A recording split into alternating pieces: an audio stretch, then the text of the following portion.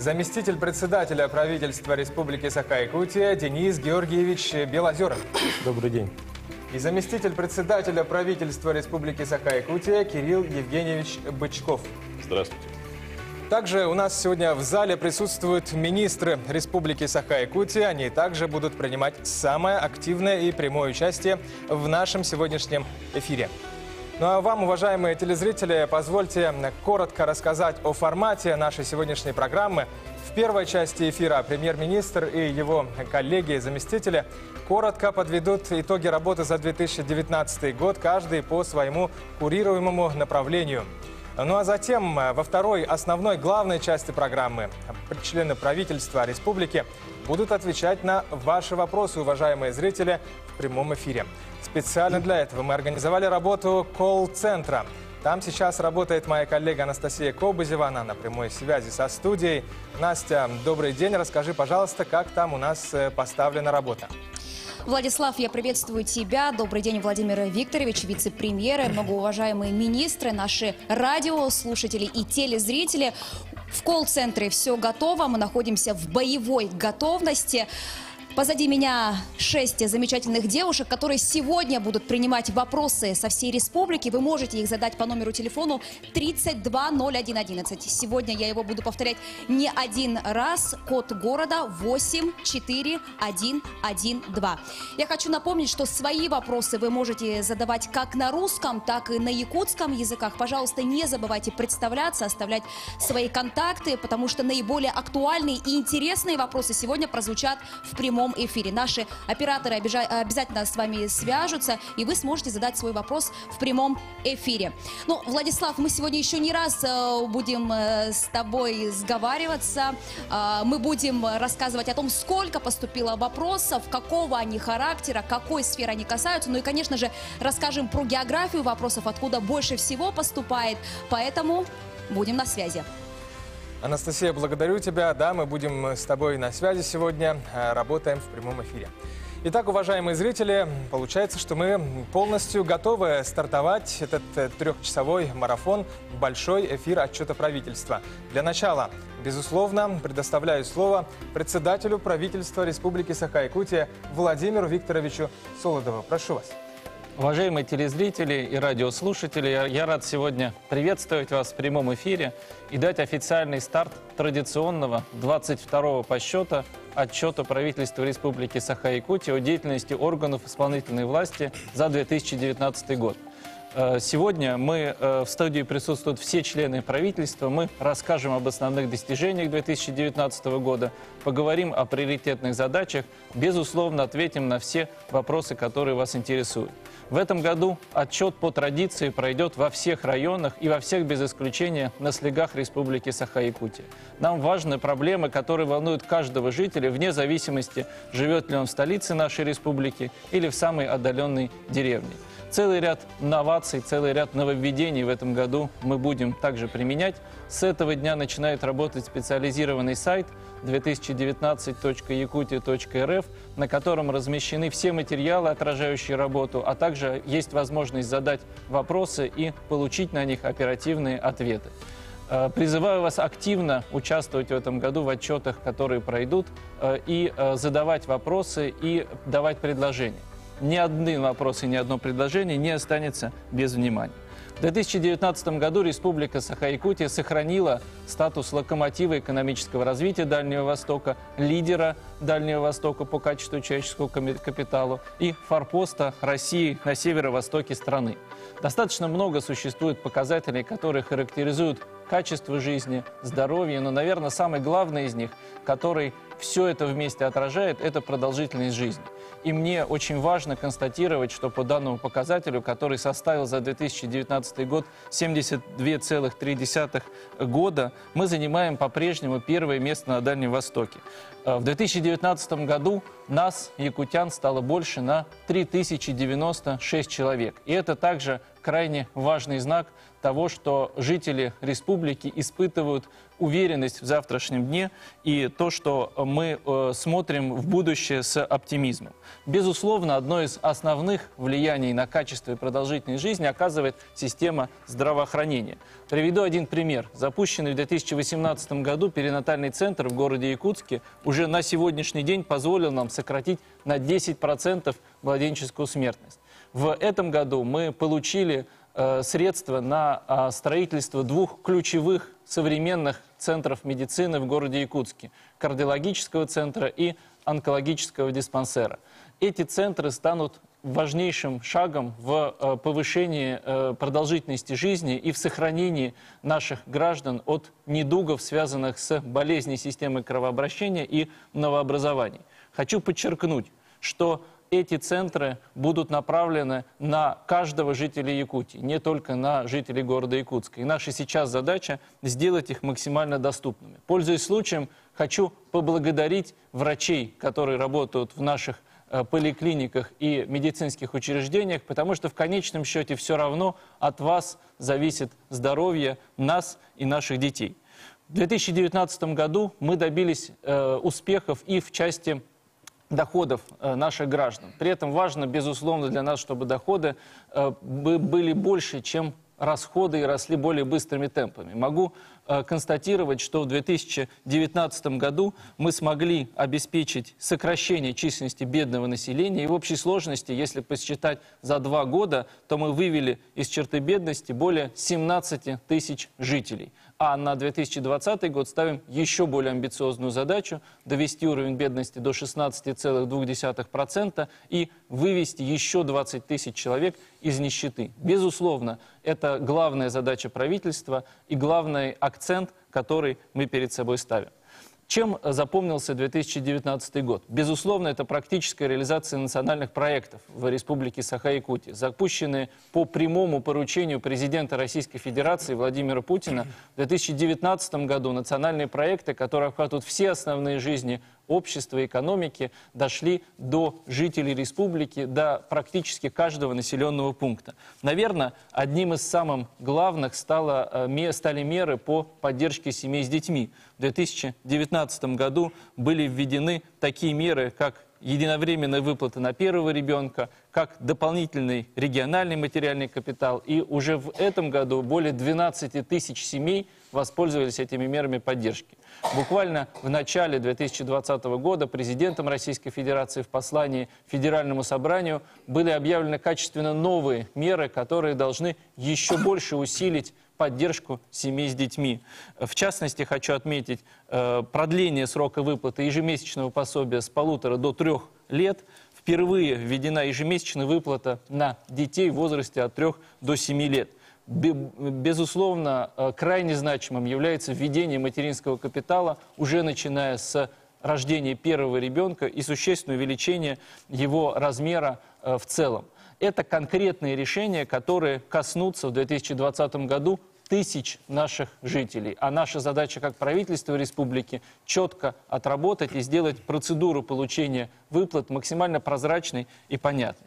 Помимо этого, национальными проектами будут охвачены такие сферы, как жилье. Более 60 тысяч граждан получат благоустроенное качественное жилье взамен аварийного. Будут построены сотни километров дорог. Будет реализована программа, связанная с доступностью ипотеки под 2%.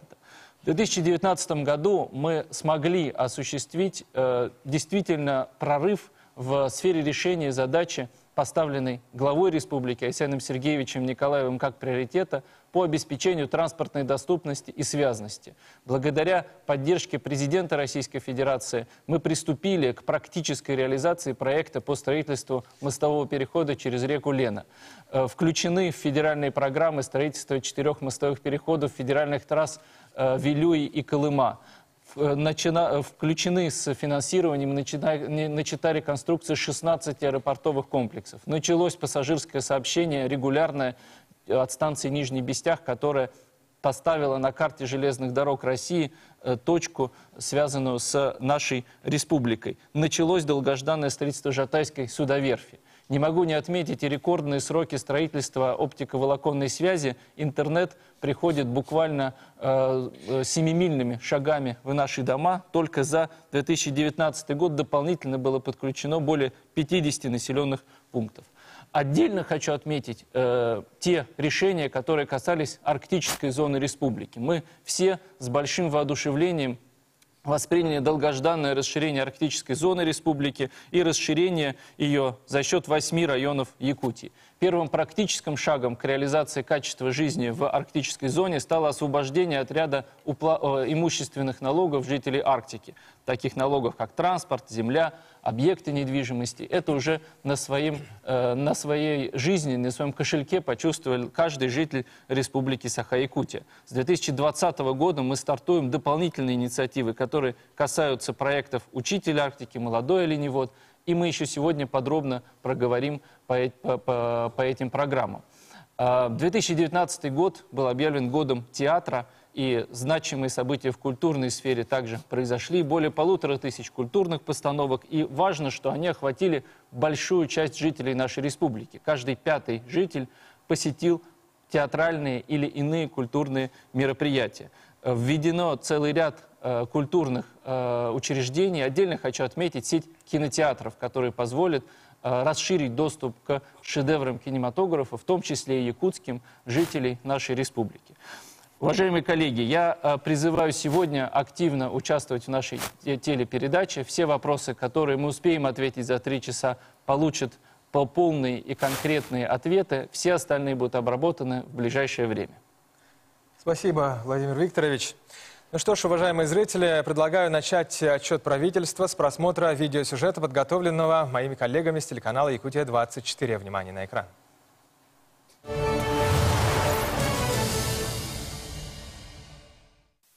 По итогам 2019 года Республика Саха-Якутия подтвердила позиции лидера Дальневосточного федерального округа по основным макроэкономическим показателям.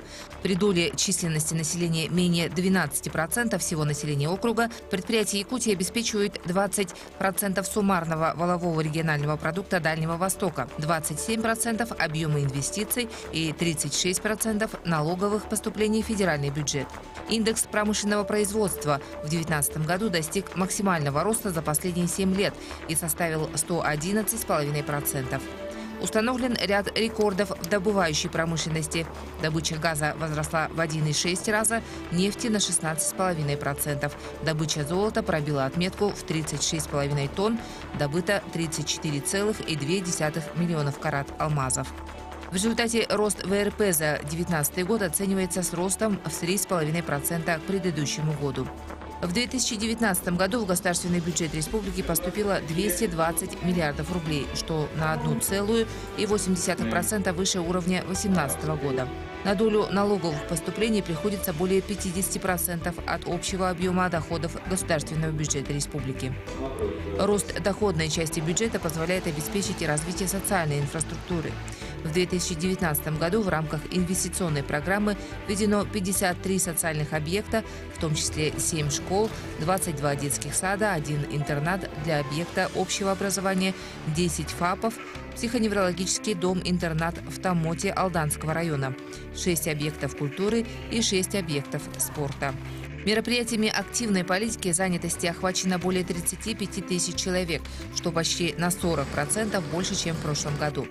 Третий год реализуется проект «Местные кадры в промышленность». В промышленной компании трудоустроено более 8 тысяч жителей Якутии. В текущем году проект будет расширен на отрасли строительства, дорожного хозяйства, энергетики и транспорта. На территории Горного, Ленёкского, Хангаласского районов реализуется пилотный проект «Занятость на селе». В рамках проекта реализованы индивидуальные планы по содействию в трудоустройстве 924 незанятых и безработных граждан. Трудоустроено 817 человек, в том числе на постоянные работы 169 человек, временные 648 человек. Положительный опыт будет распространен в 2020 году на другие сельскохозяйственные улусы республики. Для дальнейшего трудоустройства переобучено 3500 безработных граждан и 859 граждан предпенсионного возраста. Уровень общей безработицы снизился до 6,8%. Улучшилась работа уже привычных для граждан многофункциональных центров «Мои документы». Средняя продолжительность ожидания в очереди в МФЦ сократилась до 8 минут 4 секунд, что 2,5 раза короче, чем в прошлом году. Дополнительно внедрено 22 новые услуги. Теперь жителям республики доступны 893 государственные и муниципальные услуги. При этом сохраняется высокий уровень качества обслуживания. 99% заявителей удовлетворены качеством услуг, предоставляемых в центре «Мои документы».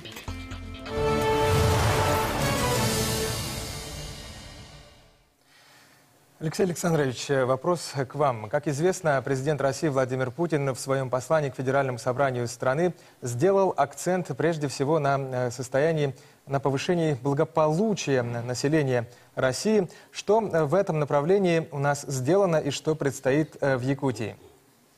Спасибо. Действительно, президентом Российской Федерации в послании к Федеральному собранию поставлена задача по повышению реальных доходов граждан Российской Федерации. Годом ранее, в 2018 году, вы знаете, что в рамках указа о национальных целях и стратегических задачах развития поставлена еще более амбициозная задача к 2024 году сократить уровень бедности в Российской Федерации в 2 раза. В рамках реализации этой задачи, которая была поставлена президентом Российской Федерации, в Республике Саха-Якутия были реализованы мероприятия по обеспечению устойчивого роста реальных доходов населения, снижению уровня бедности. И на эти цели из средств государственного бюджета Республики Саха-Якутия в рамках всех государственных программ было направлено более 29 миллиардов рублей. На текущий год в расходах бюджета мы предусмотрели на эти цели более 36 миллиардов рублей, а в целом на реализацию плана на период до 2024 года мы планируем в рамках всех государственных программ направить более 272 миллиардов рублей. Те меры, которые мы принимали и реализовали в 2019 году, позволили прежде всего увеличить темпы роста реальных доходов населения на 5,7%. И надо сказать, что мы, наверное, впервые за последние годы превысили индекс потребительских цен. Именно по этому показателю также удалось достичь роста реальной заработной платы на 2,4% и, соответственно, реальных доходов населения.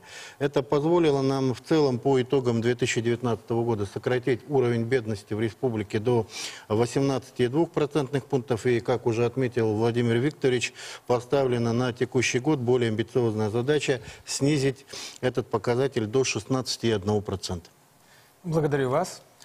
Мы идем дальше и давайте посмотрим, какая ведется работа по другим не менее важным направлениям. Также внимание на экран, на видеосюжет.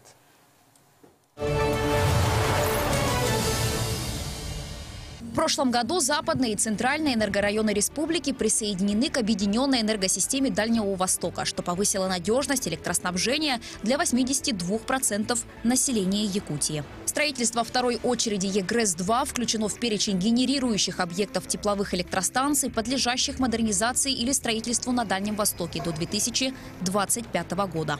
С прошлого года республика перешла на новую систему обращения с отходами, скорректирована и утверждена территориальная схема обращения с отходами.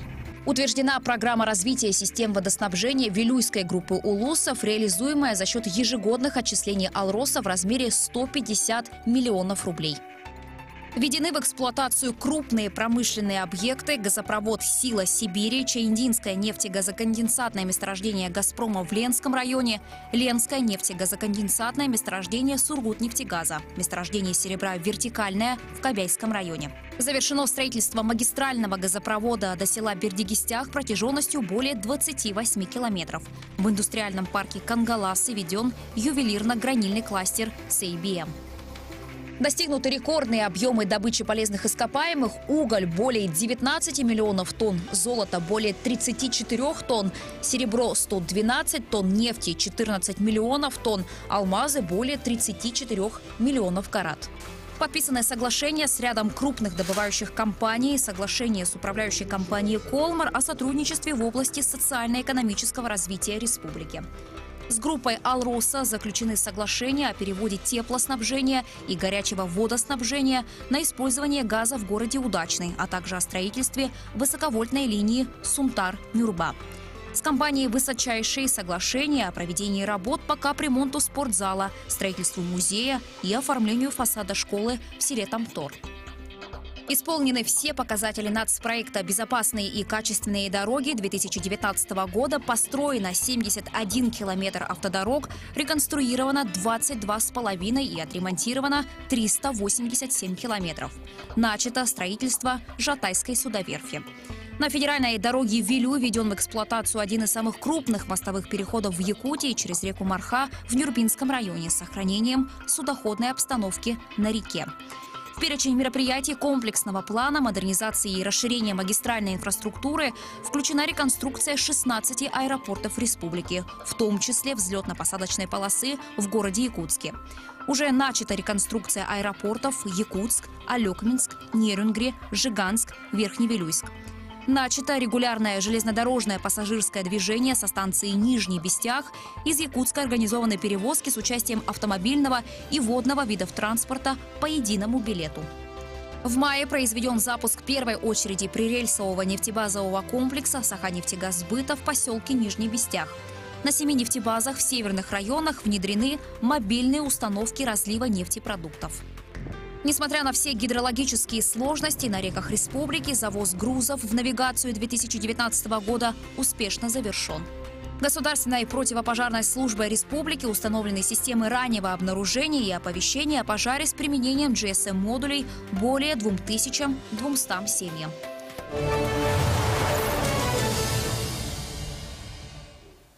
Все эти прозвучавшие и показанные отрасли в правительстве курирует Алексей Колодезников. Алексей Зосимович, что бы вы хотели добавить ко всему этому? Ну, очень важно, что в прошлом году мы начали решать вопросы транспортной доступности. И прошлый год был ознаменован тем, что мы запустили пассажирские перевозки железнодорожным транспортом с Нижнего Бестяха. И также у нас общероссийский прейскурант действует на грузовые перевозки железнодорожные. Мы наряду со всеми регионами страны участвовали в национальном проекте «Безопасные и качественные автомобильные дороги». Приведено в соответствие 482 километра дорог, но это я беру вместе с федеральными трассами. И в этом году мы уже будем достигать свыше 500 километров. Соответственно, для нас очень важно, что началось строительство Жатайской судоверфи, потому что у нас на реках сотни судов, срок эксплуатации 35-40 лет, и понятно, что без строительства новых судов мы не сможем обеспечить жизнедеятельность в Республике Саха-Якутия. Отрадно, что у нас идет развитие промышленного производства. Как отмечено, мы уже превышаем советский период по добыче угля, по золоту тоже в таком же уровне. Ну и у нас запущена «Сила Сибири». Мы уже становимся действительно якутским центром нефтегазодобычи. Несмотря на то, что были сложности по навигации, обмеления на реке Лена, мы смогли обеспечить в полном объеме доставку топлива и ресурсов. Ну и по жилищно-коммунальному хозяйству и энергетике мы смогли подготовиться к отопительному сезону. И у нас отопительный сезон идет ровно. Спасибо вам. Ну, а у нас на очереди важнейший для населения социальный блок вопросов. Внимание на экран.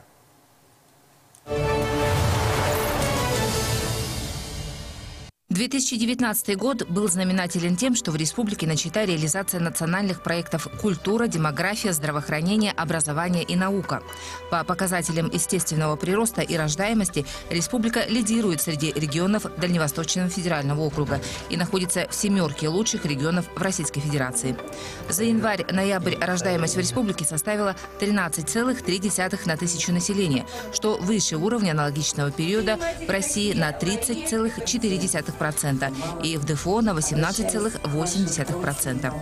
Ожидаемая продолжительность жизни самая высокая в Дальневосточном федеральном округе и составляет 72,3 лет.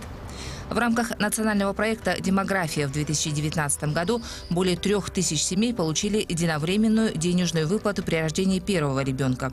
Более 2000 семей – право на региональный материнский капитал при рождении второго ребенка.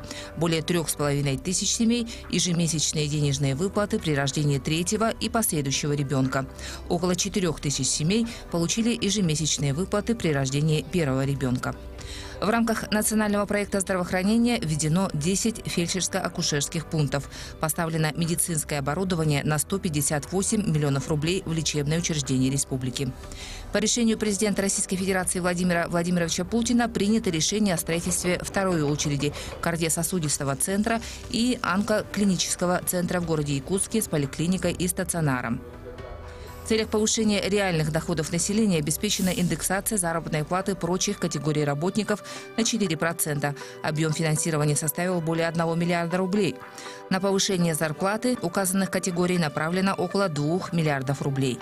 Сохранен стопроцентный охват дошкольным образованием детей в возрасте от 3 до 7 лет. В 2019 году построено 23 детских сада на 2655 мест.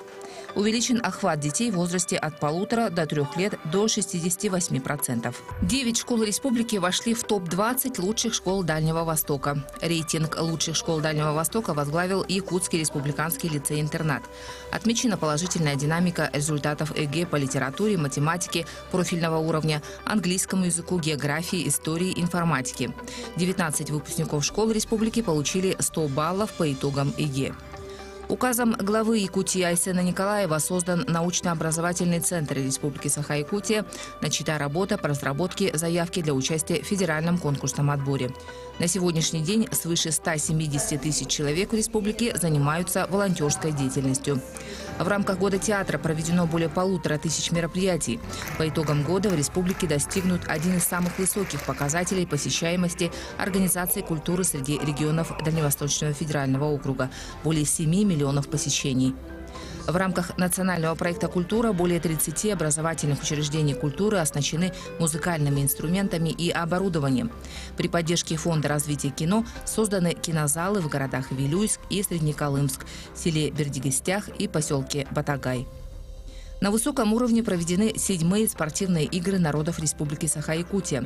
Кубок мира по вольной борьбе среди мужчин собрал 8 лучших сборных команд из США, Монголии, Грузии, Кубы, Ирана, Японии, Турции и России. Во всероссийском портале gto.ru по республике зарегистрированы более 100 тысяч участников.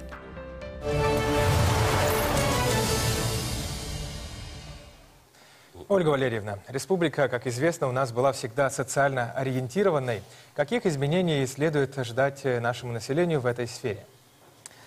Спасибо большое за то, что сегодня мы все признаем о том, что республика была, есть и будет социально ориентированной. И это, безусловно, наша базовая позиция, потому что развиваться мы необходимо нам прежде всего для того, чтобы было благополучие у наших граждан. Насколько мы достигли итоги 2019 года и насколько мы сохранили социальную ориентированность и ее приумножили, говорят те цифры, о которых в том числе сказал премьер правительства Республики Саха-Якутия Владимир Викторович Солодов. Действительно, продолжительность жизни выше российской на 34%. Что касается смертности, она ниже, чем российская на 35%.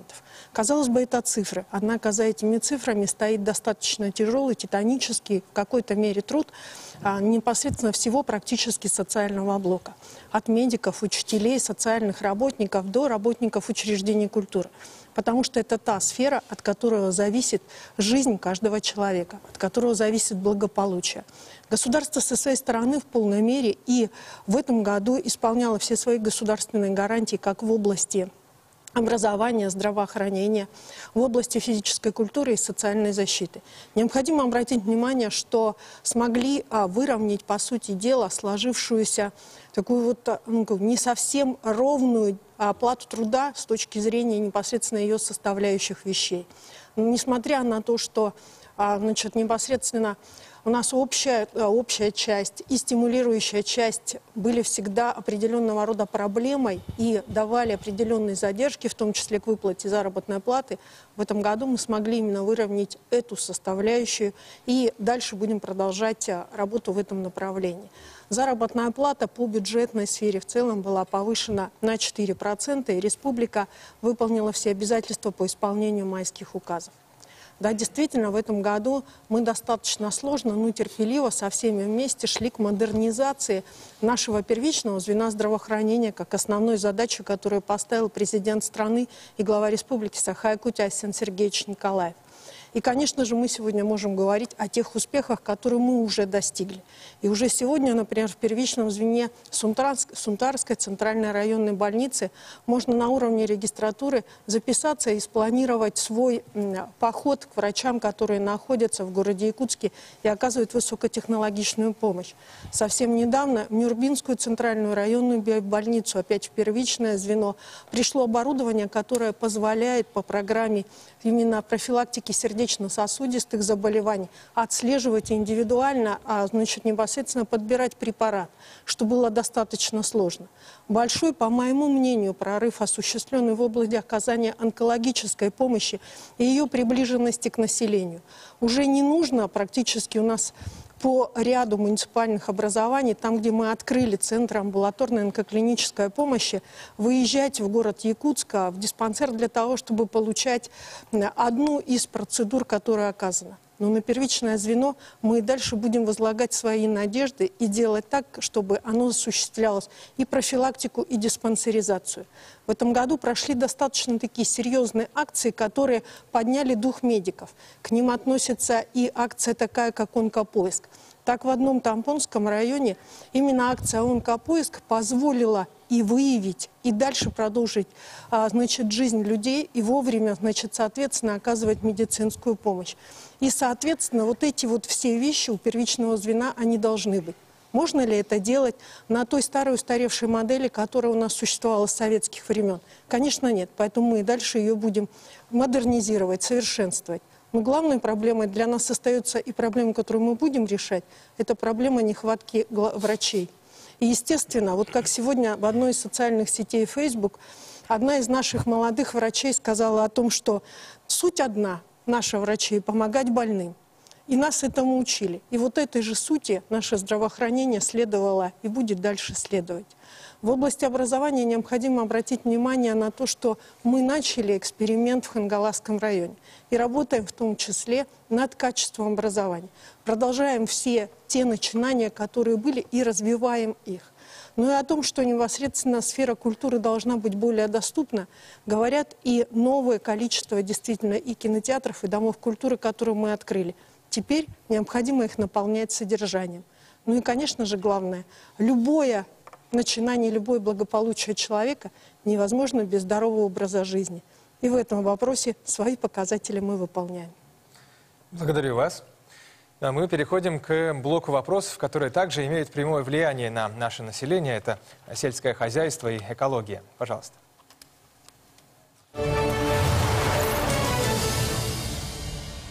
Экологическим мониторингом в республике охвачено более 75% территорий промышленного освоения. Предприятия природопользователи увеличили финансирование программ по охране окружающей среды в 2,3 раза. Экологами проведено более 6 тысяч контрольно-надзорных мероприятий, выявлено более 3 тысяч нарушений, наложены штрафы на сумму более 25 миллионов рублей, предъявлены иски на более чем 21 миллион рублей. Установлены границы затопления в 128 населенных пунктах, проведена инвентаризация гидротехнических сооружений, дноуглубительные работы на реке Лена. Пожароопасный сезон зарегистрировано 1865 лесных пожаров. Оперативность тушения в течение первых суток возросла в 1,5 раза. Этому способствовало улучшение материально-технической базы, внедрение в 16 улусах инновационных технологий мониторинга. В Алайховском улусе создан национальный парк Кыталык. Чернышевский рыбоводный завод выпустил более 28 миллионов штук личинок сиговых, в том числе в реку Вилюй выпущено более 46 тысяч штук молоди сибирского осетра ленской популяции. Начал работу экологический совет при главе республики. Количество общественных инспекторов охраны природы возросло почти в 2 раза. Силами более чем 300 тысяч человек проведено 5009 субботников, убрано более 108 тысяч кубометров мусора, посажено более 43 тысяч деревьев и кустарников. Зеленые пионеры Якутии победили в международном конкурсе экологического фонда имени Вернадского. Республика вошла в тройку лидеров регионов-участников федеральной акции «Вода России». В сельском хозяйстве объем производства продукции составил более 25 миллиардов рублей. Индекс производства – 100,4%. Республика впервые отметила День Саилыка. 12 скотоводческим хозяйствам вручены гранты на строительство саилыков. Построено 12 животноводческих комплексов, из них введены в строй 8 живкомплексов на 1120 скотомест в 6 улусах. 32 крестьянских хозяйства получили гранты на 185 миллионов рублей. Создано генофондное предприятие по якутскому скоту. На якутской птицефабрике открыт новый цех родительского стада. Проведена огромная работа по вовлечению в оборот выбывших земель, увеличению площади мелиорируемых земель, восстановлению пашин. Приобретено более 100 единиц техники и оборудования. В Чурапчинском улусе введено овощехранилище на 500 тонн. Введена вторая очередь тепличного комплекса ООО «Саюри» на 1,22 гектар. Объем производства возрос в 9 раз. Обновляется материальная база оленеводческих хозяйств. Построено 19 маршрутных, приобретено 6 передвижных домиков, вездеходы. Чипировано более 20 тысяч домашних оленей. В Покровскую звероферму завезено 300 соболей. В Енгре введена кормокухня. Рыболовецкими хозяйствами приобретен модульный цех по переработке рыбы, 4 промысловые базы, 5 оборудований шоковой заморозки, 8 единиц техники. Объем вылова рыбы составил 5000 тонн. Индекс производства пищевых продуктов составил 101%. Молока заготовлено на 3,2% больше, чем в прошлом году. Представлена господдержка пищевым перерабатывающим предприятиям на сумму около 140 миллионов рублей на создание и модернизацию 12 объектов переработки молока, 5 объектов переработки мяса, создан Центр пищевых технологий. Более 40 предпринимателей получили гранты «Агростартап» от 1,5 до 4 миллионов. Гранты получили и 12 сельхозпотребкооперативов. Работа велась в рамках подписанных с Минсельхозом России 12 соглашений о предоставлении субсидий на общую сумму более чем 1 миллиард 364 миллиона рублей. По программе устойчивого развития сельских территорий введено более 400 жилых домов, построено более 22 километров водопроводов, более 23 газовых сетей. В Амгинском районе введен ФАП, в селе Улаханан Хангаласского улуса микрорайон Чичир. В 9 районах реализованы общественно значимые проекты местных инициатив граждан. В республике зарегистрировано 39 неблагополучных пунктов, в 23 из них карантин установлен в 2019 году. Снято с карантина 34 пункта. Налажена работа системы электронной ветеринарной сертификации «Меркурий». Это позволяет отслеживать продукты питания на всей цепи производства и перемещения до точки реализации. По итогам 38 проверок предотвращены угрозы жизни и здоровью граждан и вреда животным. Проведено 30 плановых проверок деятельности органов местного самоуправления. Отработано в 4 раза больше материала по нарушениям в области ветеринарии, по которым проведено более 600 контрольно-надзорных мероприятий. Направлено около 500 предостережений о недопустимости нарушений ветеринарного законодательства. Выписаны административные штрафы на более чем 1,5 миллиона рублей. Составлено 8 протоколов за нарушение порядка отлова и содержания безнадзорных животных. Вынесено 18 постановлений на более чем 140 тысяч рублей.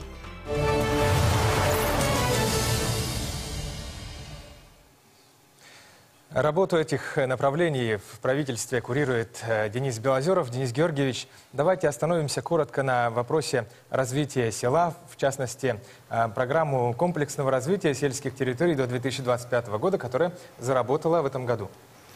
Да, вы правы. В прошлом году на уровне Российской Федерации принята новая государственная программа. Она отдельной программой стала. Если раньше она была в составе госпрограммы развития сельского хозяйства, то на сегодняшний день это отдельная государственная программа. И также на уровне республики в прошлом году была подписана государственная программа республики «Комплексное развитие сельских территорий».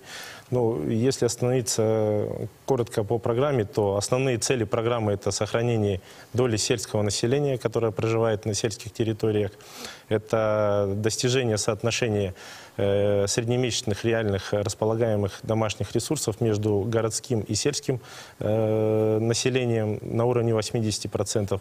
И это повышение, третья цель, это повышение доли благоустройства жилых помещений на селе до 6%. На сегодняшний день он у нас составляет порядка 2,2%. Что касается мероприятий, то сохранились такие мероприятия, как предоставление социальных выплат гражданам на строительство жилья, предоставление субсидий муниципальным образованием на вопросы, связанные с газификацией, с водоснабжением, строительство сельских дорог. Это направление сохранилось. Появились новые также направления.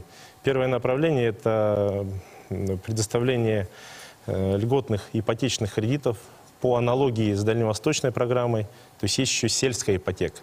Если остановиться в сравнении сельской ипотеки и дальневосточной программы ипотеки, то есть различия в части условий предоставления.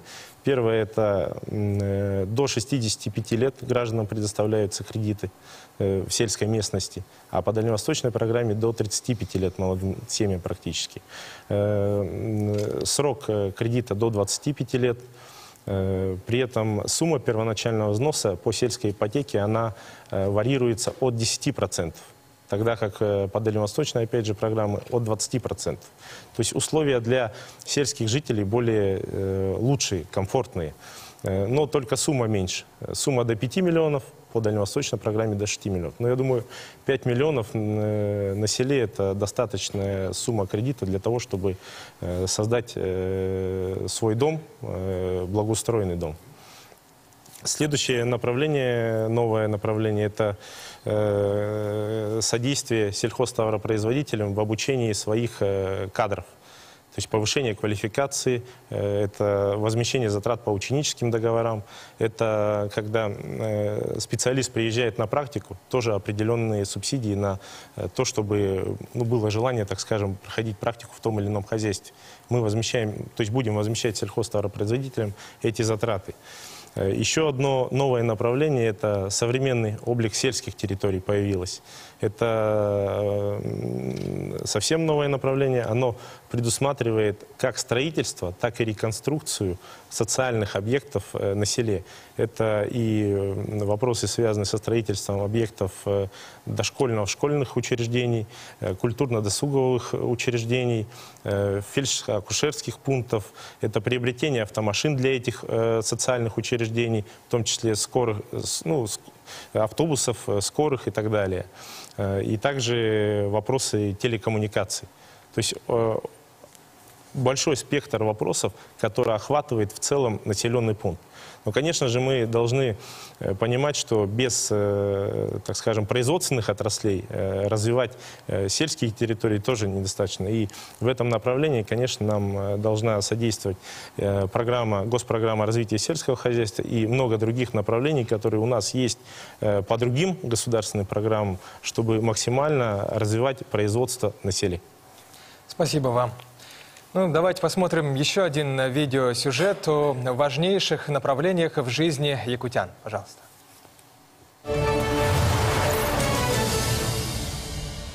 В 2019 году в рамках реализации национального проекта «Жилье и городская среда» из аварийного жилищного фонда переселено 1335 человек. Расселено 38 тысяч квадратных метров аварийного жилья на сумму 5 миллиардов рублей.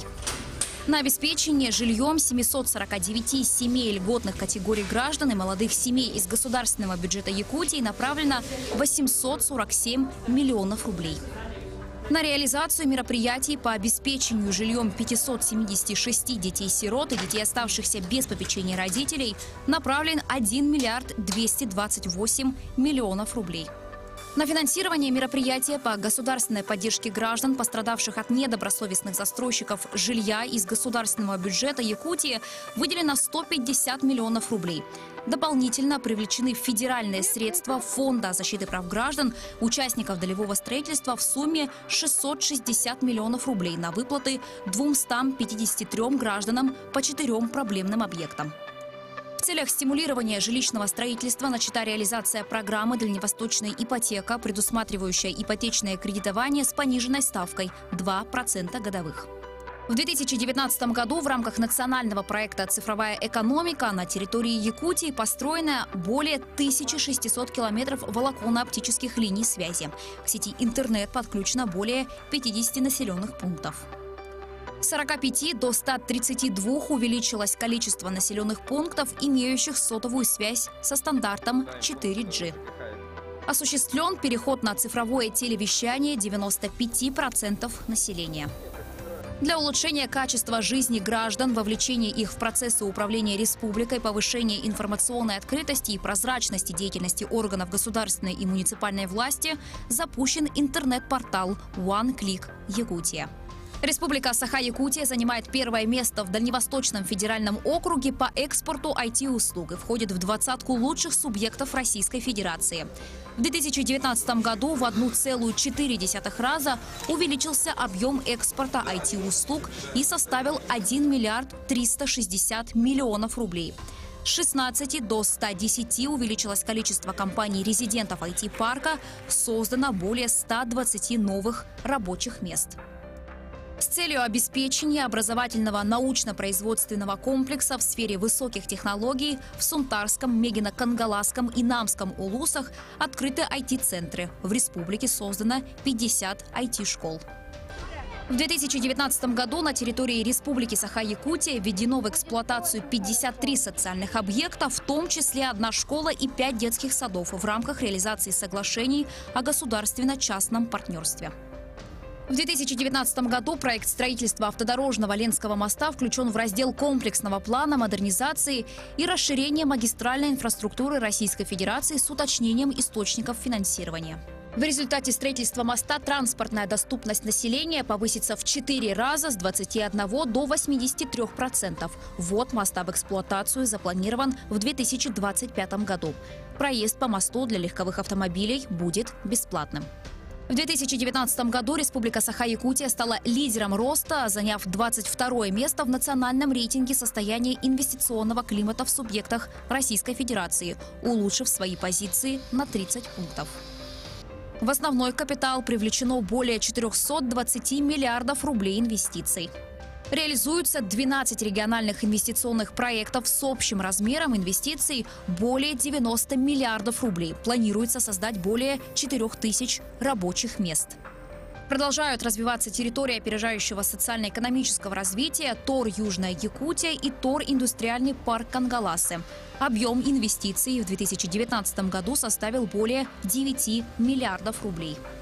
В рамках реализации указа главы Якутии о стратегических направлениях социально-экономического развития республики особое внимание уделяется развитию несырьевого сектора экономики. На территории ТОР Кангаласы введен в эксплуатацию ювелирно-гранильный кластер. Общее количество резидентов ТОР достигло 35. В 2019 году в туристическом комплексе «Северная мозаика», расположенном на Табагинском мысе вблизи поселка Табага, открыли двери туристические базы «Хрустальная» и «Улу-Тогой».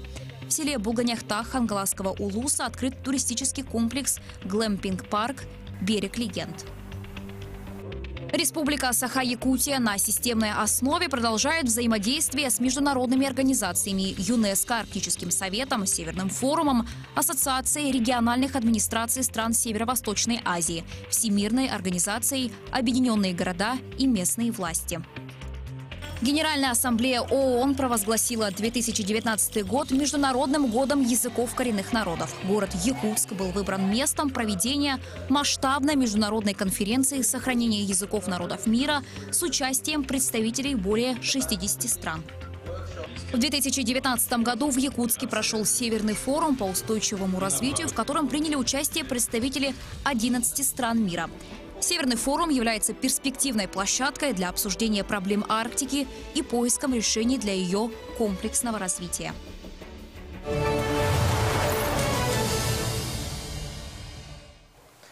Кирилл Евгеньевич, вопрос к вам. Как известно, по данным, Якутия на сегодняшний день является лидером в стране по расселению из аварийного жилья. Скажите, пожалуйста, какой объем аварийного жилья остается на сегодняшний день в республике и сколько времени потребуется для решения полностью этой проблемы? Добрый день. Действительно, 2019 год для нас явился не просто годом стремительного развития нашей республики в инвестиционном отношении, в отношении развития бизнеса, но самая главная задача и самая главная цель 2019 года, она была достигнута, это беспрецедентные меры по улучшению качества жизни нашего населения. И самым крупным элементом, самой крупной программой в этом отношении стала, конечно же, программа переселения из ветхого и аварийного жилья.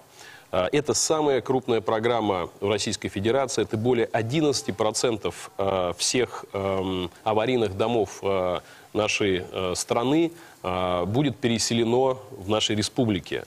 В общей сложности это огромная цифра, это 4343 многоквартирных и жилых дома, где проживает около 75 тысяч наших граждан нашей республики. И по площади это 1 миллион 363 тысячи квадратных метров.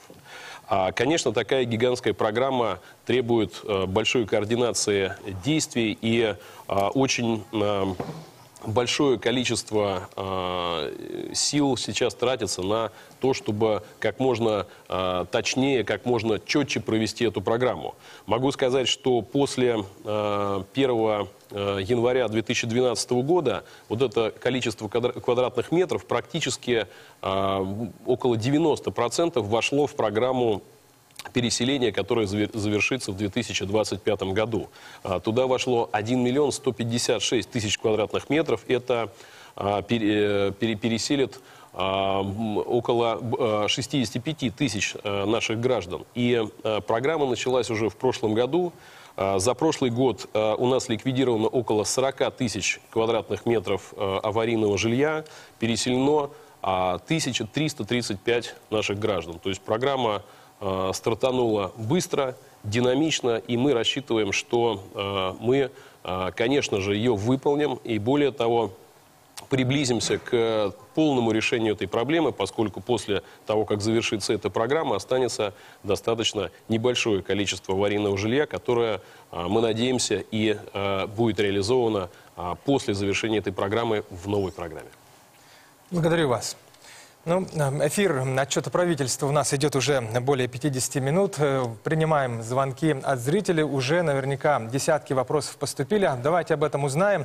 Анастасия Кобызева у нас работает в колл-центре. Анастасия, скажи, пожалуйста, как дела? Тебе слово.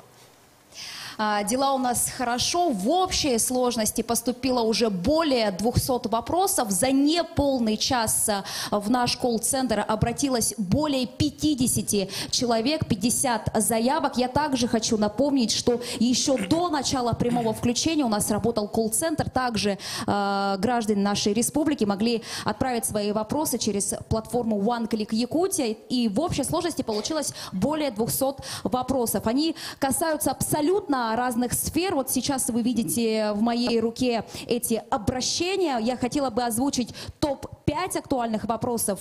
Первые касаются социальной сферы, дальше идет здравоохранение, затем идет строительство, ЖКХ, и пятерку замыкает вопросы, касающиеся образования.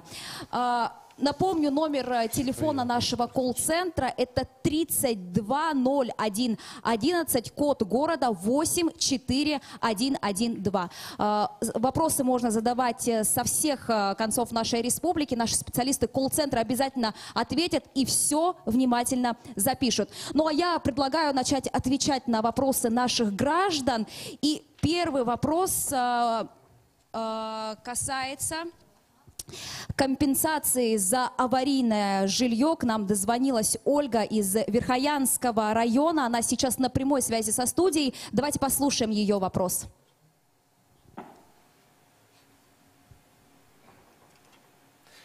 Пожалуйста, здравствуйте. Задавайте ваш вопрос. Алло, здравствуйте. Это из города Верхоянска вас беспокоит? Меня зовут Ольга, и вот у меня вопрос насчет компенсации за аварийное жилье по арктическим улусам. Сейчас оно составляет 58 тысяч рублей. Но вот в прошлый раз по телевизору я видела, что представители наших регионов Дальнего Востока, они в Москве как бы выступали, и они предлагали ввести единую сумму около 70 тысяч. Потому что у нас, знаете, цены на жилье очень большие, да? И вот как сейчас этот вопрос, как обстоят дела по нему? Что-то им удалось отстоять как-то или нет? Спасибо, Ольга, за ваш вопрос. Как уже мы сейчас говорили, аварийное жилье – один из приоритетов. И, безусловно, особенностью Республики Саха-Якутия является то, что в разных районах, в разных зонах стоимость может варьироваться в несколько раз. Мы очень плотно работаем с федеральным центром. В декабре у нас с визитом был министр строительства Российской Федерации Владимир Владимирович Якушев, который полностью поддерживает, поскольку не понаслышке знает о проблемах северов. Относительно конкретных механизмов я попрошу ответить вам более подробно министра строительства Республики Саха-Якутия Павла Анатольевича Аргунова. Пожалуйста, Павел Анатольевич. Микрофон можно Павлу Анатольевичу передать, пожалуйста? Очень хороший вопрос, касается довольно-таки многих собственников жилых помещений. Вот как обратившаяся гражданка сообщила, мы ведем работу с федеральным центром по разработке механизмов предоставления единой стоимости компенсации по всей территории нашей республики. Единую стоимость мы с прошлого года оценку делаем, где-то выходит порядка 50 тысяч по республике. И в конце прошлого года вышел новый федеральный закон о внесении изменений в жилищный кодекс и отдельные нормативно-правовые акты, в соответствии с которым при компенсации собственникам жилых помещений предоставляется компенсация по оценочной стоимости, и плюс к этой оценочной стоимости еще предоставляется субсидия за счет федеральных средств и средств субъекта. И вот после выхода вот этого закона мы ждем выхода подзаконных актов, и также направили свои предложения и запросы по реализации нормы этого законодательства. Так что мы ждем и в ближайшее время должны получить соответствующие разъяснения для того, чтобы в полной мере реализовать данный механизм. Ольга, подытоживая, в 2020 году мы уверены, что ясность в этот механизм будет внесена. В любом случае, всю информацию вы можете получить и на федеральном портале реформы ЖКХ, на котором в разрезе каждого дома приведена информация. И в ближайшее время на базе сайта Министерства строительства также будет запущена и горячая линия, и все разъяснения будут размещены по таким вопросам, которые, безусловно, волнуют тысячи наших граждан. Спасибо. Настя. Влад, вопросы в наш колл-центр продолжают поступать. И сейчас с нами на прямой связи многодетная семья из Чурапчи. Глава семейства Любомир интересуется мерами поддержки семей с детьми. Давайте его послушаем. Любомир, добрый день. Вы в прямом эфире. Задавайте, пожалуйста, ваш вопрос. Говорите, алло. Здравствуйте. Здравствуйте еще раз. У меня вот такой вопрос. Слышно, да? Говорите, алло. Ага. Говорите, мы вас слушаем. У меня вот такой вопрос. Слышно, да? Так, первый вопрос такой. Вот, например, многодетным семьям выдают участки, да, в районах, где по регистрации. В некоторых областях, регионах России вместо участка делают компенсацию. В чем вопрос, Любомир? Связь работает? Пожалуйста, повторите вот смотрите, ваш вопрос в некоторых более регионах четче. они выдают компенсации, а у нас вот очередь очень большая, и некоторые люди не хотят получить участки, а компенсацию денежные. Спасибо за вопрос, Любомир. Я, во-первых, хотел начать с того, что в Чурапчинский УЛУС лично приеду на отчет правительства, и будет возможность тоже обсудить детальнее, именно как с поддержкой многодетных семей в вашем районе обстоят дела. По этому вопросу действительно в ряде регионов, к которым относится и Республика Саха-Якутия, в пилотном режиме, в порядке эксперимента функционировала мера поддержки, когда по желанию многодетной семьи можно было заменить право на получение земельного участка с инженерной инфраструктурой денежные выплаты в размере двукратного регионального материнского капитала, порядка 270 тысяч рублей. Прошу прощения, давайте продолжим ответ на этот вопрос после начала второй части. Пожалуйста.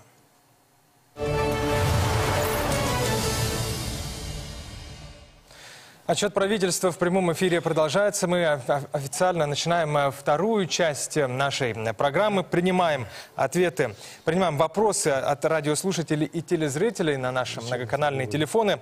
До этой паузы к нам поступил вопрос от телезрителя. Владимир Викторович Солодов отвечает на этот вопрос. Сейчас мы продолжим ответ. А сейчас, пожалуйста, я попрошу режиссера запустить обратный отсчет. Таймер истечения времени второго блока ровно 1 час. Пожалуйста, уважаемые режиссеры.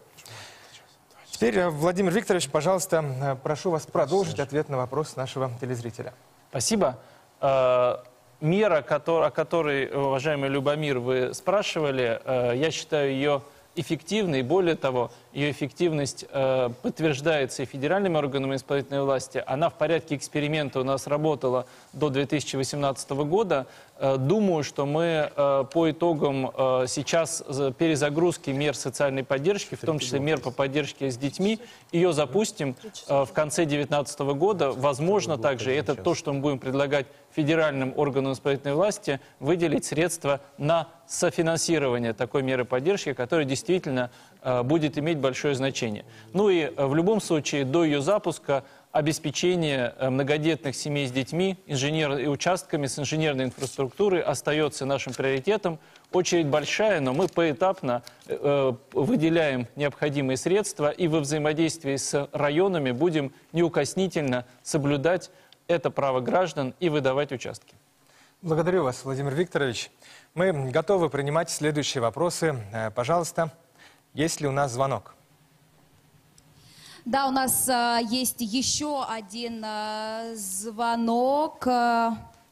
Пенсионер Павел Борисович из Нижнеколымского района, он рассказал о том, что его дом пострадал во время паводка, и он не может получить выплату по страховке. Давайте всю суть этого дела узнаем у самого Павела Борисовича. Он на прямой связи со студией. Павел Борисович, добрый день. Пожалуйста, задавайте ваш вопрос. Вы в эфире. Слушаем вас, Павел. Вы в прямом эфире.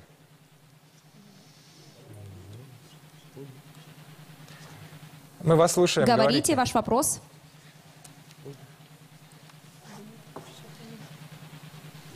Есть ли у нас связь или есть ли у нас задержка с этой линией? Да, к сожалению, связь может прерываться. Мы должны понимать, что поступает огромное количество вопросов, но не расстраивайтесь, если все-таки ваш вопрос не прозвучал в прямом эфире, мы обязательно вам перезвоним. Есть ли у нас еще звонки?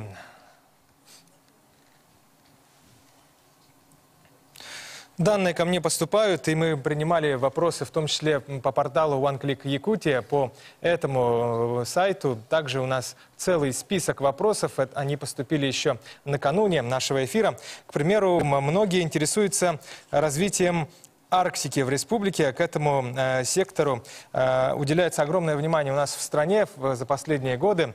В основном людей, конечно, беспокоят цены. Когда снизятся цены в Арктике? Такой вопрос очень часто встречался в нашем сайте. Спасибо за вопрос.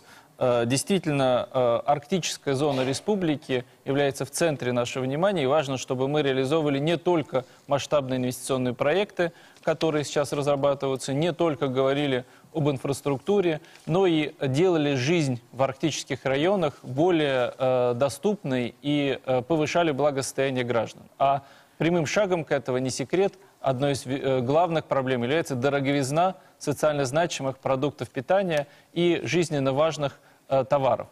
Для того, чтобы решить вопрос по сдерживанию роста цен и дальнейшему снижению цен в арктической зоне, в 2019 году правительством было принято решение об объединении двух операторов, которые у нас в республике работают, Туймада Агроснаб и Якутопторг. И могу сказать, что уже сейчас определенные сдвиги есть.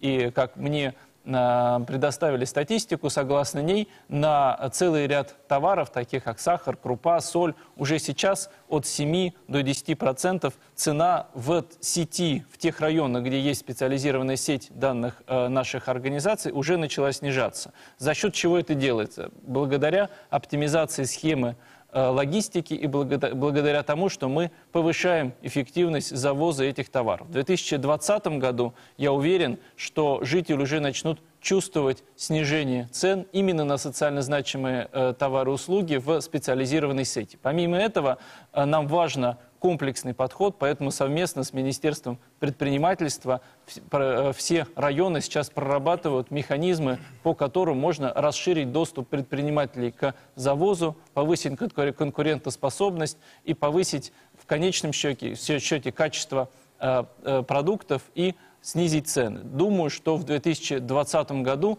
доступ к торговле, к обеспечению продуктами первой необходимости арктических районов также за счет расширения участия частных предпринимателей будет повышен. Нашей задачей остается повышение качества и доступности продуктов питания и товаров жизнеобеспечения в арктической зоне.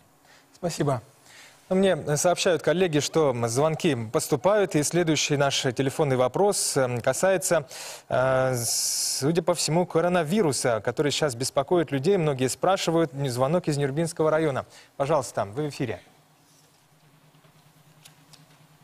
Алло, мы вас слушаем. Алло.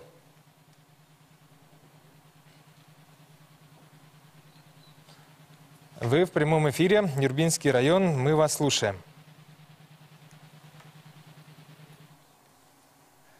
Несмотря на проблемы со связью, я думаю, что суть, поскольку была зафиксирована, коронавирус – это тот вопрос, который, уверен, беспокоит каждого из тех, кто сейчас смотрит нашу передачу, и, не скрою, каждого из сидящих сегодня в студии. Да и, наверное, во всем мире этот вопрос вызывает озабоченность, потому что действительно мы находимся в ситуации неопределенности того, как глобальная ситуация с бедой, которая возникла в Китае, будет дальше развиваться.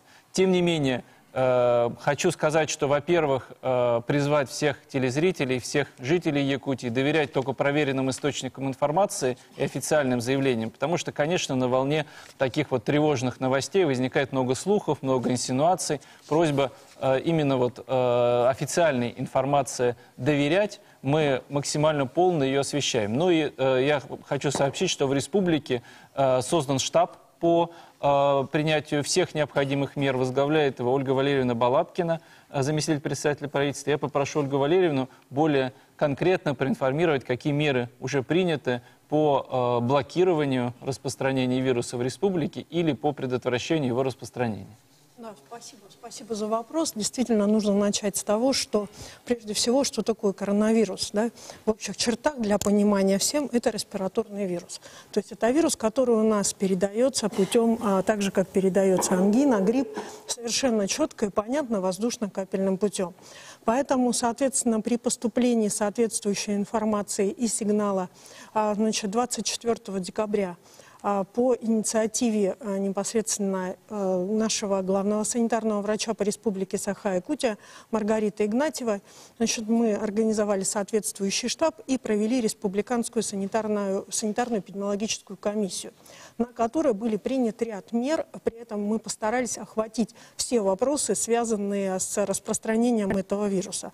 По факту страной-родительницей вируса является Китайская Народная Республика, и по соответствующей информации был принят ряд мер, прежде всего направленных на наших граждан, которые, в том числе студентов, проживают и учатся на территории Китая. Соответствующее поручение, значит, относительно четкого отслеживания этих детей, решения, значит, вместе с родителями их вопросов было поставлено на контроль.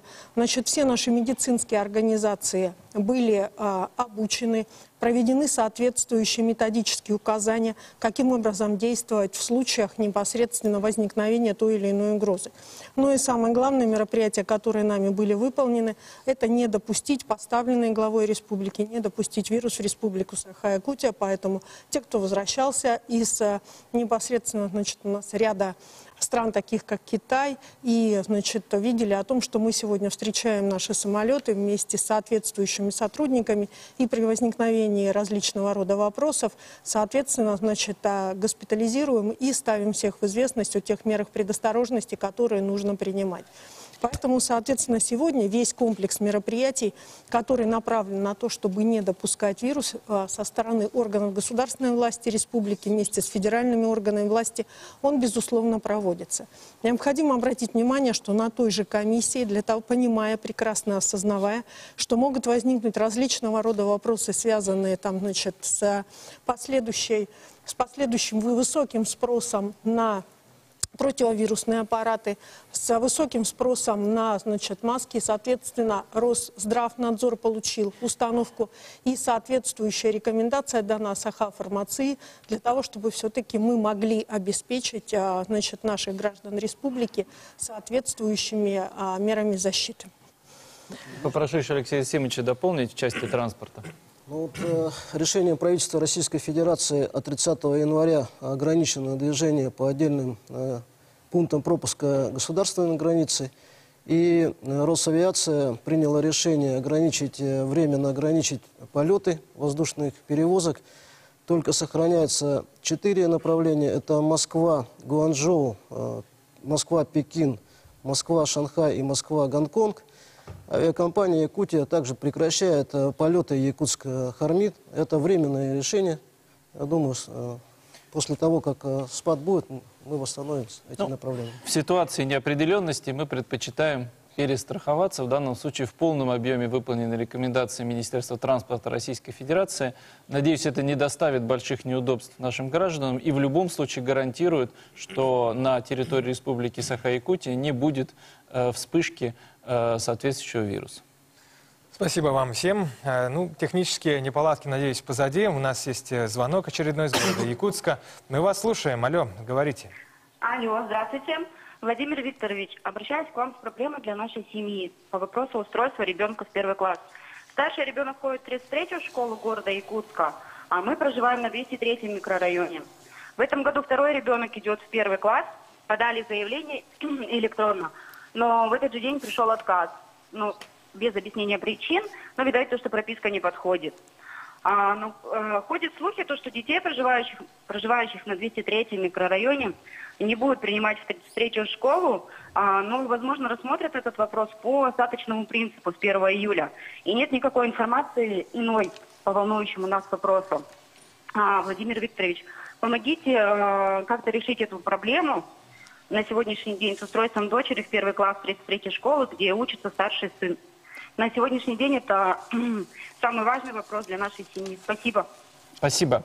Спасибо за вопрос. Ну, во-первых, я попрошу Министерство образования и науки, Владимир Анатольевич, разобраться в функционировании самой системы, потому что, конечно, те, кто обращаются с проблемами, при условии отрицательного ответа должны получать исчерпывающую информацию о том, по каким причинам не осуществилась запись. Ну, а вообще я считаю, что нам нужно посмотреть на правила записи. Мы все понимаем, что школы Якутска переполнены, что эта проблема стоит достаточно остро и волнует наших граждан.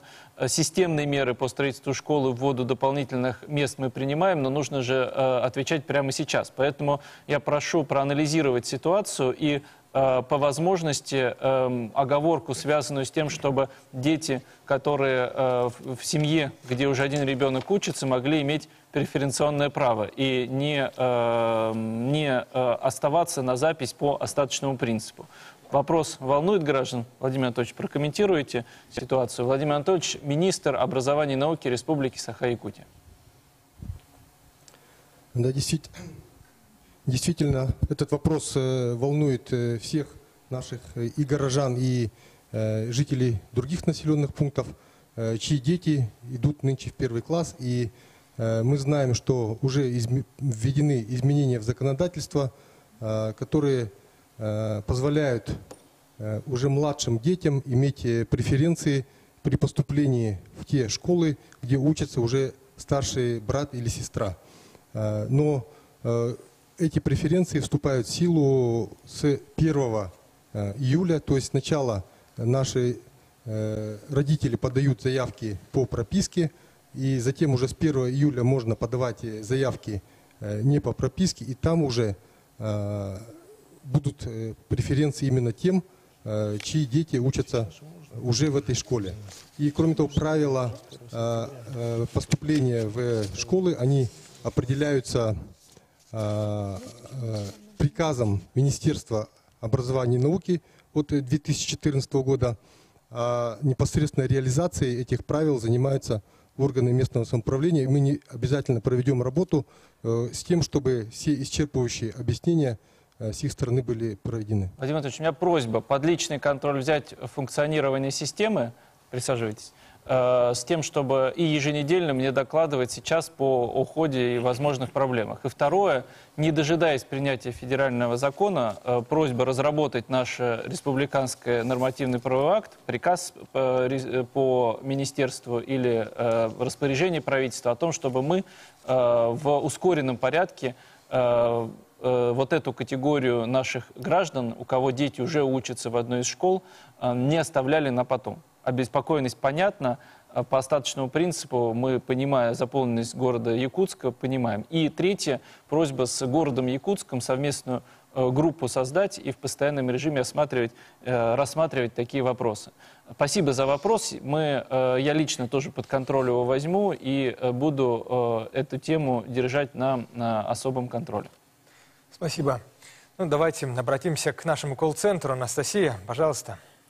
Влад, большое спасибо. Поступило уже более 100 вопросов. В основном жителей нашей республики волнуют проблемы в социальной сфере, здравоохранении, ЖКХ, сельском хозяйстве, а также жилье и строительство. К нам поступил вопрос от Сандала Дмитриева. Он касается сферы IT, он интересуется.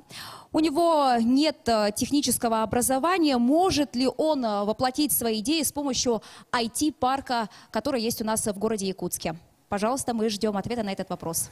Спасибо за вопрос. Сандал у нас не на связи, если я правильно понимаю, но тем не менее я считаю, что вопрос очень важный, и я хочу сказать, что не только имеете возможность, но и призываю вас как можно активнее это сделать. И на самом деле наличие и отсутствие технического образования вовсе не является фактором успешности стартапа. Мы знаем, что самые успешные основатели стартапов в Соединенных Штатах Америки часто не имели вообще никакого высшего образования и уходили из университета для того, чтобы внедрять свои идеи. Я, безусловно, не призываю к этому наших студентов, но точно не должно быть останавливающим фактором или фактором для сомнений, идти или не идти в эту сферу наличие технического образования. Как раз технопарк и те программы, которые там реализуются, и сделаны в том числе для того, чтобы помочь вам восполнить нехватку знаний. Программы акселерации или это ускоренной подготовки стартапов позволят вам компенсировать или найти себе в команду специалистов с техническим образованием, которые уверен, что ваш стартап сделают эффективным и успешным. И вы присоединитесь к той уже целой когорте, к целому набору энтузиастов, которые в городе Якутске по адресу Ленина 1 занимаются этими вопросами, а также по всей республике в создаваемых IT-центрах. Поэтому успехов вам, Сандал, в вашем стартапе. Технопарк города Якутска ждет вас и всегда будут рады там вас видеть. Спасибо. Мне сообщают, что на проводе молодая семья из Сунтарского района. Пожалуйста, вы в прямом эфире. Алло. Здравствуйте. Здравствуйте. Я Егоров Дурстан Николаевич. Мы молодая семья из Сунтарского улуса. Имеем одного ребенка и второго ждем. Хочу спросить, 2% ипотеки, какие документы нужны для этого и каким образом я могу получить эту ипотеку?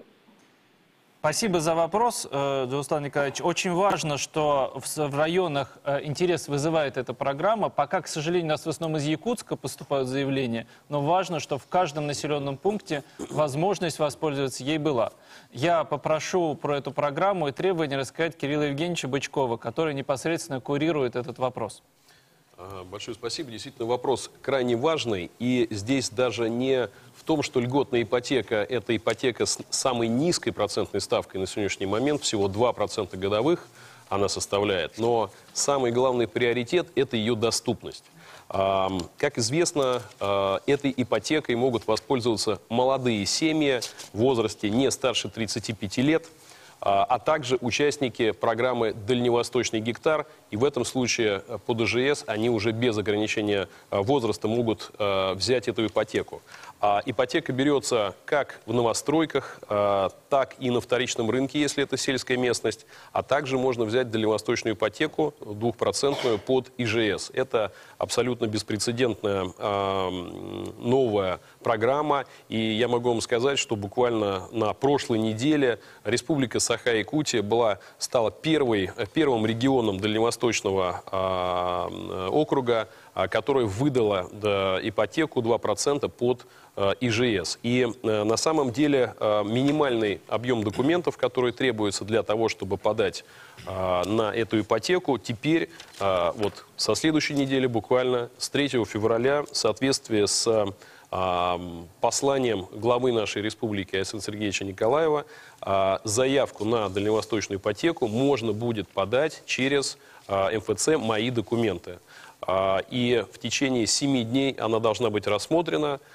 И следующим этапом будет также возможность заключения ипотечной сделки также через «Мои документы», что, соответственно, сделает очень доступной эту ипотеку. Не нужно будет никуда выезжать, не нужно будет тратить время. И, конечно, это одно из самых главных, самых больших преимуществ. На сегодняшний момент очень большое количество людей уже воспользовалось этой ипотекой. Около полумиллиарда ипотечных кредитов выдано. И мы считаем, что, конечно, эта мера будет самой популярной. И, безусловно, будем и дальше делать ее очень простой, легкой и доступной для вас. Спасибо. У нас телефонный звонок очередной. Это Устьянский район. Нас беспокоит оленеводы, мне сообщают. Вопрос ваш, пожалуйста, Алло. вы в прямом эфире. Да. Алло. Да, слушаем. Алло. Вас слышно? Алло. Говорите, Здравствуйте. да. Ваш вопрос. Алло. Здравствуйте. Здравствуйте. Я вот Устьянского, село Казахия. Председатель общины. Здравствуйте. Говорите ваш вопрос. По-якутски-то можно говорить, да? Можно, конечно. Говорите. Эдер, мен бир бастығы вопросом, эдер табаттарға тоқ кәне барай.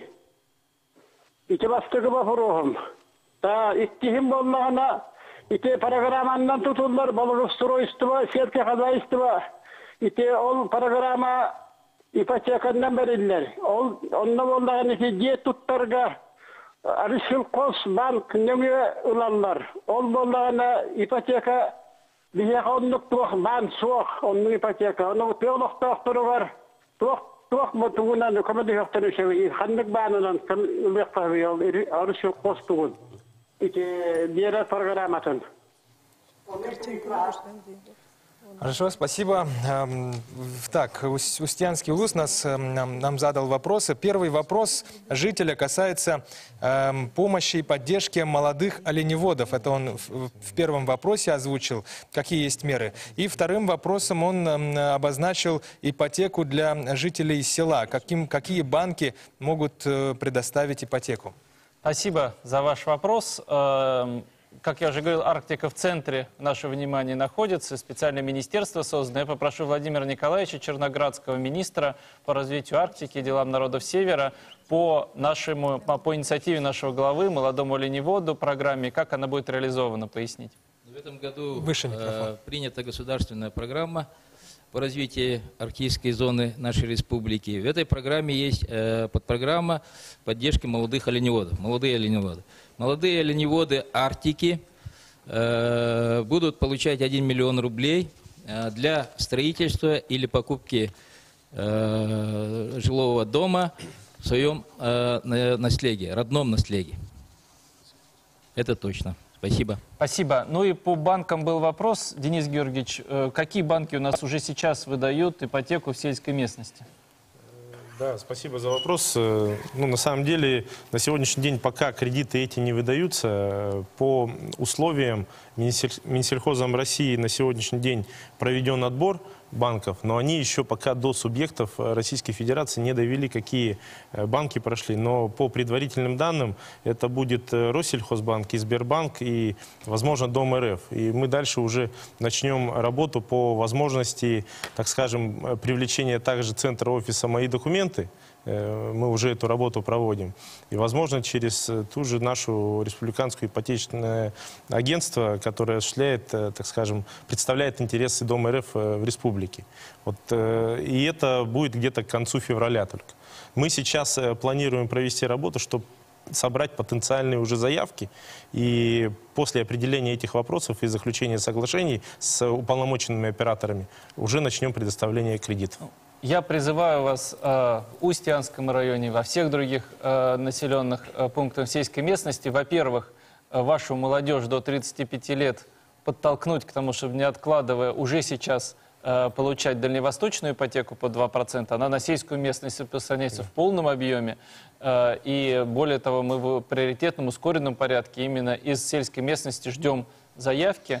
Никаких ограничений по наличию детей нет, только возраст. А второе, тоже не откладывать, собирать документы, примерно тот же, ориентируйтесь на набор, который есть по дальневосточной ипотеке. И как раз пока документы соберете, в конце февраля уже правила будут понятны, и в любом случае мы сделаем так, чтобы вам не нужно было ехать в Якутск или в центр, чтобы на месте в офисах «Мои документы» была возможность подать все необходимые заявки в максимально простой и понятной форме. Спасибо. У нас на связи Тампонский район. Вопрос вас слушаем, уважаемые зрители. Тампонский район. Алло, слушаем вас. Здравствуйте. Меня зовут Быковская Анастасия, Тампонский район. У меня растет маленький ребенок. Я хочу пораньше выйти на работу. Я слышала, что открываются ясельные группы в садах. Но переживаю, что мы можем и не попасть. Как этот вопрос решается? Спасибо за вопрос, Анастасия. Действительно, мы понимаем, что одним из важных факторов является возможность трудоустройства для молодых родителей как можно в более ранний срок. Целый ряд мер принят, я о них уже говорил, но поподробнее, как ими воспользоваться, министра труда Республики Саха-Якутия Елену Александровну Волкову я попрошу тоже прокомментировать, какие меры мы принимаем по открытию ясельной группы, как Анастасии с маленьким ребенком пораньше воспользоваться мерами поддержки, которые есть. Спасибо за вопрос. Да, действительно, содействие занятости женщин сегодня является одним из основных приоритетов в рамках национального проекта «Демография». И целый проект региональный реализуется. За 2019 год уже более 1400 ясельных мест введено в 12 садиках путем приобретения или путем строительства. Такое решение было принято. И хотелось бы напомнить, что у нас сегодня приняты целый ряд мер при рождении детей, которые направлены на наши семьи. Это и при рождении первого ребенка сегодня. Мы выплачиваем ежемесячное пособие. Сегодня уже до 3 лет, с января 2020 года такие решения приняты. При рождении второго ребенка реализуется это региональный дополнительный материнский капитал. При рождении третьего ребенка выплачивается ежемесячное пособие. Ежемесячное пособие в размере прожиточного минимума. Конечно, все эти меры, они будут способствовать нашим семьям для того, чтобы и раньше выйти на работу, значит, для повышения благополучия наших семей. Спасибо. Но я уверен, что нас слушают не только граждане, не только жители, но и главы муниципальных районов. Поэтому, Анастасия, возвращаясь к вашему вопросу по Тампонскому району, я попрошу именно по нему планы подготовить, и во время отчета правительства будет озвучен уже конкретный план по созданию ясельных групп в Тампонском районе. Спасибо. Мне сообщают, что у нас на связи Алекминский улус. Вопрос касается транспортной отрасли. Пожалуйста. Так, здравствуйте, уважаемый Владимир Викторович. Здравствуйте. Слушаем вас из Алекминска. Члены правительства, представлюсь, Березин Евгений Геннадьевич, представляя город Алекминск, являясь депутатом районного совета. У меня следующий вопрос. Летом Алекминск будет принимать у себя большое мероприятие республиканского значения ЭСЭХ Аланхо. Ожидается приезд большого количества гостей. Как известно, аэропорт Алекминска будет находиться на реконструкции, и одним из основных видов сообщения останется водный транспорт. В этой связи будет ли правительство республики субсидировать речные перевозки по направлению Якутск-Алекминск и Алекминск-Ленск? Спасибо. Спасибо, Евгений Геннадьевич. Мы все с нетерпением ждем проведения СЭХа в этом году в Алекминске. Я лично буду проводить оргкомитет по подготовке 18 февраля, совмещенный с отчетом правительства по дате. Одновременно мы очень рады, что аэропорт Алекминска вошел в программу реконструкции, но, конечно, это доставит определенные неудобства. Мы в республике готовимся к этому, план разработан, и Алексей Засимович Колодезников расскажет сейчас, какие меры уже приняты и как будет обеспечена транспортная доступность на период реконструкции. Действительно, у нас в республике будет реконструкция 16 аэропортов. И вот первые 4 аэропорта – это Якутск, Алекминск, Жиганск и Нерюнгри. Уже работы начинаются, потому что конкурсные процедуры прошли в 2019 году. И по Алекминску у нас будут ограничения по взлетно-посадочной полосе, но они будут в 2021 году. Вопросы организации полетов были обсуждены на уровне главы республики в Нерюнгри. Как раз там аэропорты Севера тоже докладывали по этому поводу. Мы видим, если у нас будет ограничение полосы до 700 метров, то полеты в 2021 году будут организовываться через Нюрбу. Но нами поставлен вопрос, чтобы все-таки график производства работ сложили так, чтобы ограничение было 900 метров. Тогда мы сможем организовывать полеты на Л-410. А в текущем году ограничений по полетам не будет. Ну, и в любом случае уверен, что транспортная схема не доставит неудобства жителям и гостям общереспубликанского праздника. И, пользуясь случаем, напоминаю, в этом году ЭСЭХ Аланхо пройдет в Алекминске. Заранее планируйте приезд. Уверен, что это красочное зрелище запомнится нам очень надолго. Спасибо. Южная Якутия присоединяется к нашему эфиру. Нерюнгринский район. Внимательно вас слушаем. Пожалуйста. Алло. Говорите, пожалуйста, ваш вопрос. Слушаем вас, город Нерюнгри.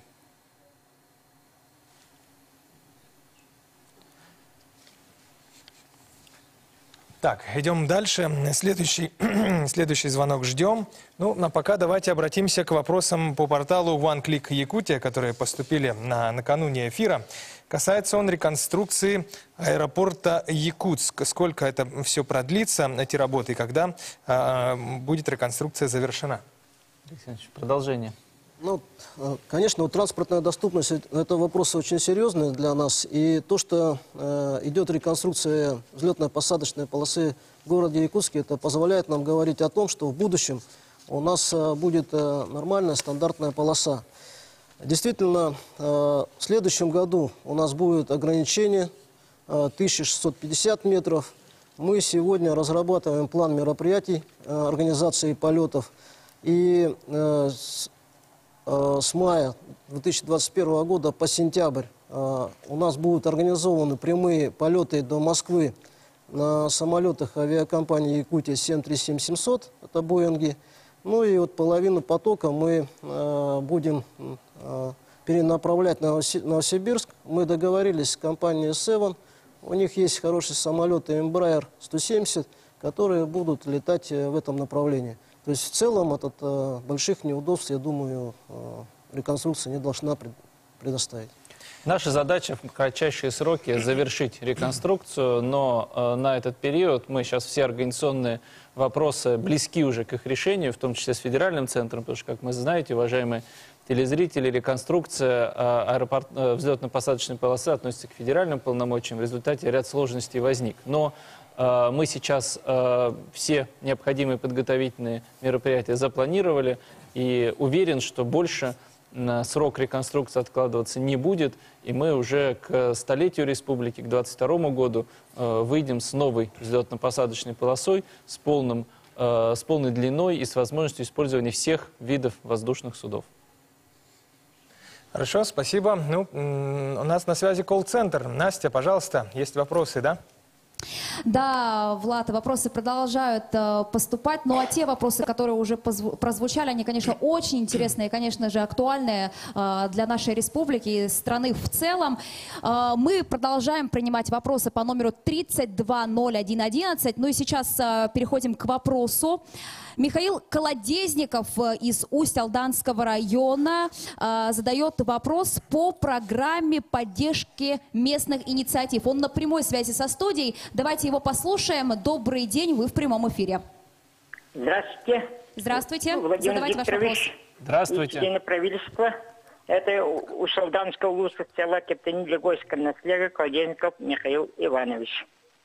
Разрешите говорить по-якутски.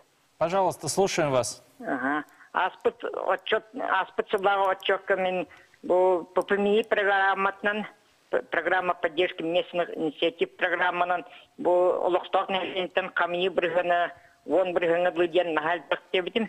Оны ден тұрырсы бұтым, оны бұл 5 жылға 5 бірғаны бұлы атсапытыра ұлақанны мақтанабын. Оны соғылны бір маңық нюанс тақсан кәнне. Кірі нәйлек аяны бейді тугу проегі берер болулар. Бе болғаны истіғылы бұғы, он сетті, он ағасыларға бе, ikili проявламы бе. Үс бөхіліктәрін хелек, оны бе бөхіліктер бітер, бейбіт атын бөхіліктер бітер еме, едінен туған олар бұқпыт. Онтан байықытта 19 сылталата нехелекке бір программа, бір проекттен болды. Едіне бағалыста бағарағытер, оны әте еннекетер әддақ өсілі дейден. Тоқтын бағы баларын. Спасибо. Да, вопрос про поддержку местных инициатив, про проекты, которые там работают с 2019 года. Только один проект, говорит житель. И как будет развиваться ситуация, он спрашивает. Спасибо за ваш вопрос и особенно спасибо за вашу активную позицию и готовность участия в этой программе. Мы планируем серьезное расширение ее. Уже сейчас республика один из лидеров. Но я попрошу прокомментировать министра финансов республики Валерия Алексеевича Жандорова, который является, наверное, главным инициатором и двигателем этой программы в республике уже несколько лет. Да, добрый день. Спасибо за звонок. Действительно, программа поддержки местных инициатив развивается у нас с 2017 года. И те модернизации, которые мы применили, были исполнены и в 2019-2020 году. Мы действительно расширили привлечение до всех муниципальных образований. И вот тот критерий, что в каждом наследии реализуется один проект, в районном центре 3 проекта и в городском округе город Якутск до 10 проектов, исходя из численности населения. Кроме того, в 2020 году мы запустили новое новшество. Если в 2018-2019 году софинансирование от населения составляло 3%. Сейчас мы не убрали этот обязательный критерий, а от местных бюджетов составляет 5%. Да, один наследник, один проект. Это будет зависеть от численности населения. В целом я хотел бы сказать, что по итогам 2019 года было подано более 500 проектов от всех муниципальных образований наследников. И сейчас уже сформирована конкурсная комиссия. В феврале мы проведем традиционные итоги конкурса. Но мы уже оцениваем, что проекты будут на сумму более 700 миллионов рублей, при том, что из государственного бюджета выделяется 500 миллионов рублей. Отрадно также отметить, что по итогам 2019 года муниципальный проект обустройства автобусных остановок село Майя заняли первое место во всероссийском конкурсе по инициативному бюджетированию. Я призвал бы всех граждан, всех наследников, а также активно и выразить признательность и благодарность за активное участие в реализации вопросов местных инициатив, местных вопросов, которые касаются каждого жителя в своем родном наследии. Спасибо. Я хочу напомнить, что по инициативе и по поручению главы Республики Айсена Сергеевича Николаева в 2020 году мы на базе действующей программы поддержки местных инициатив, ряда других механизмов инициативного бюджетирования запустим комплексный проект «Родные города и села», который включится не только Министерство финансов по линии этой, но и обязательно активно будет участвовать управление архитектуры. Также у нас мы знаем, что по архитектурным решениям целый ряд призов и побед в конкурсах было, но также Министерство сельского хозяйства. Денис Георгиевич, по вашей линии тоже в этой программе будет участие, правильно я понимаю? Да, Владимир Викторович, вы правильно понимаете. У нас, как мы сказали, и в прошлой программе такая поддержка была, это поддержка инициатив граждан. Но в этом году она по-другому называется, это субсидия муниципальным образованием на благоустройство сельских территорий.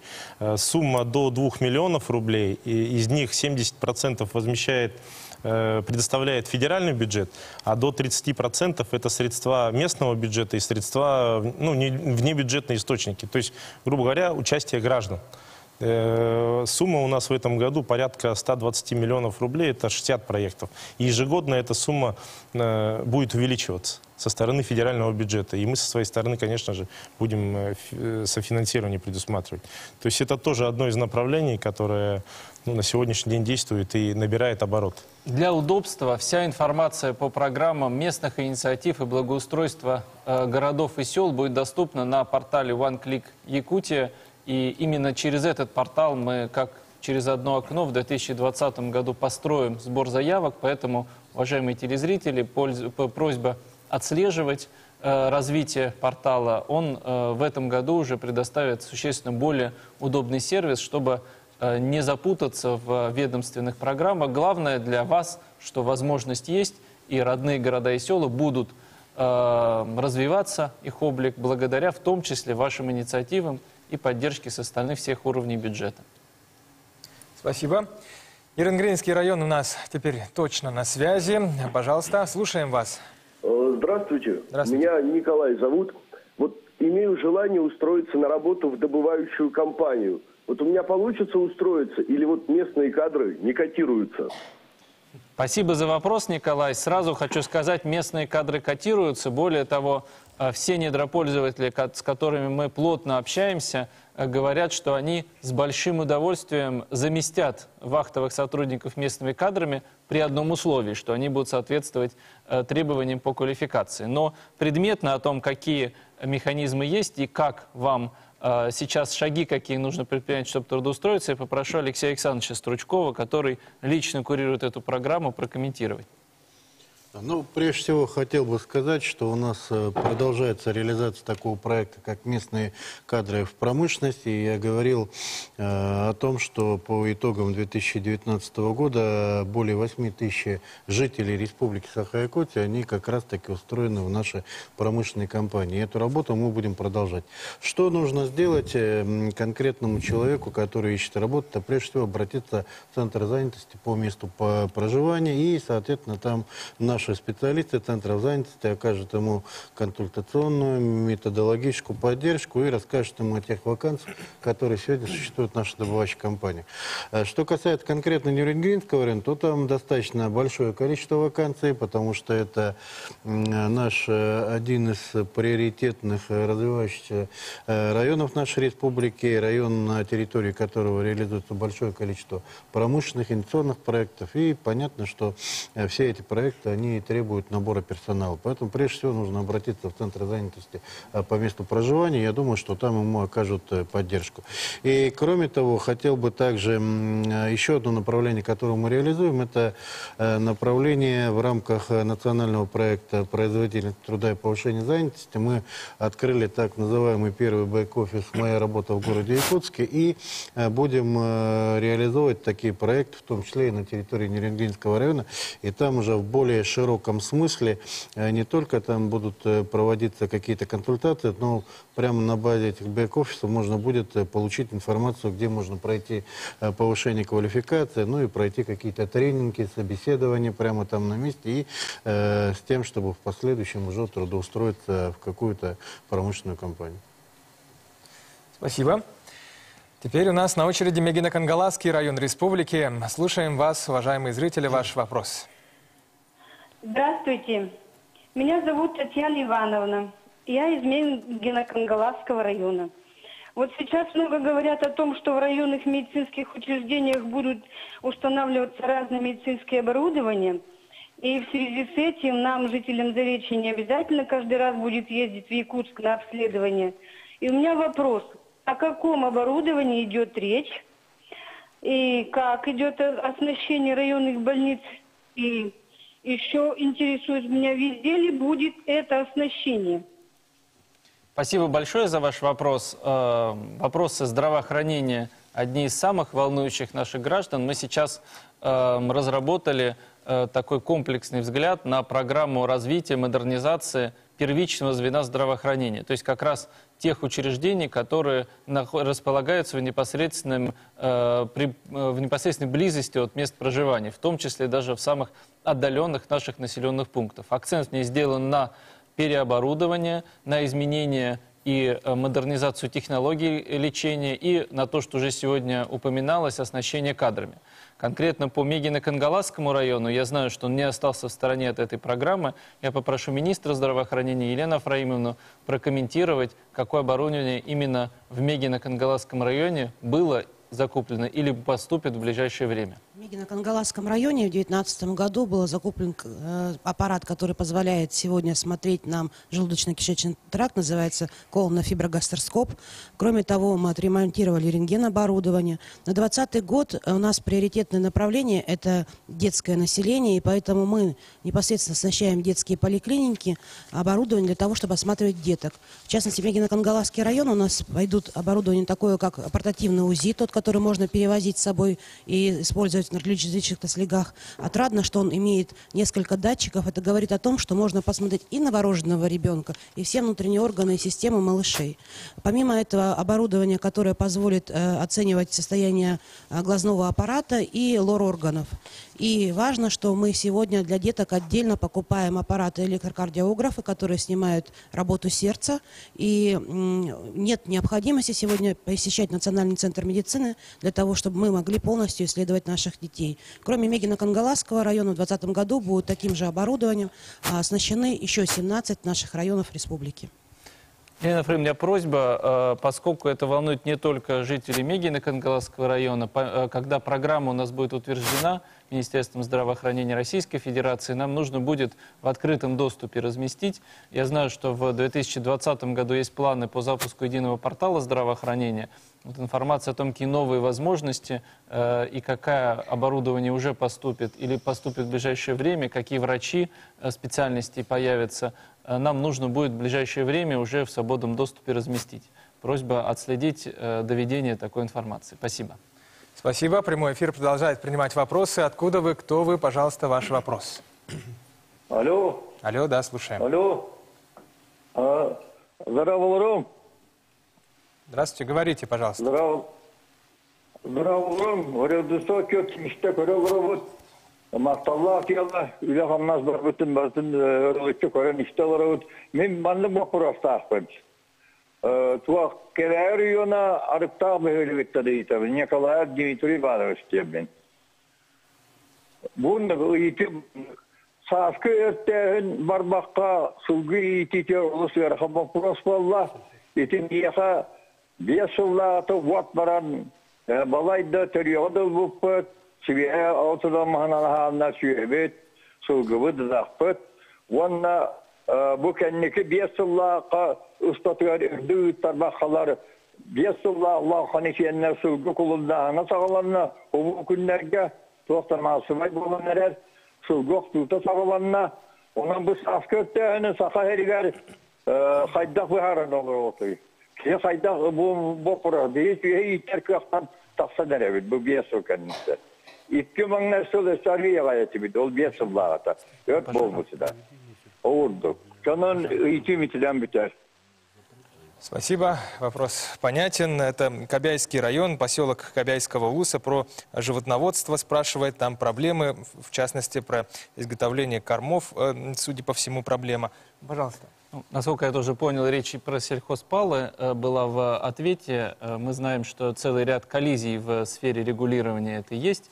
Ну, я попрошу министра сельского хозяйства прокомментировать вопрос, в чем специфика и как мы будем дальше решать те вопросы, которые были обозначены. Александр Павлович начнет, а потом Сахамин Миланович в своей части тоже дополнит, министр экологии. Пожалуйста, Александр Павлович. Добрый день. Так, ну, конечно, законом, федеральным законом и региональным законом запрещается сельхозпал проводить, но есть по линии, ну, по другим линиям, есть, доводятся параметры гектара, это профилактические сжигания трав. Вот поэтому мы сейчас ведем работу федеральными министерствами, запросы делали, но свои предложения тоже направляли. Вот поэтому, ну, сейчас пока на уровне Российской Федерации эти вопросы пока еще не решены. Вот поэтому, ну, мы ведем такую работу. Спасибо, Александр Павлович. Мы знаем, что здесь есть стык с проблемами предотвращения пожаров. Этот год, 2019, был серьезный очень вопрос стоял, поэтому, Сахамин Миланович, просьба по линии именно предотвращения пожаров. Как вы видите эту ситуацию? Что бы вы посоветовали жителям, обращающимся с такими вопросами? Добрый день. Есть порядок проведения профилактических поджигов, о чем говорил Александр Павлович.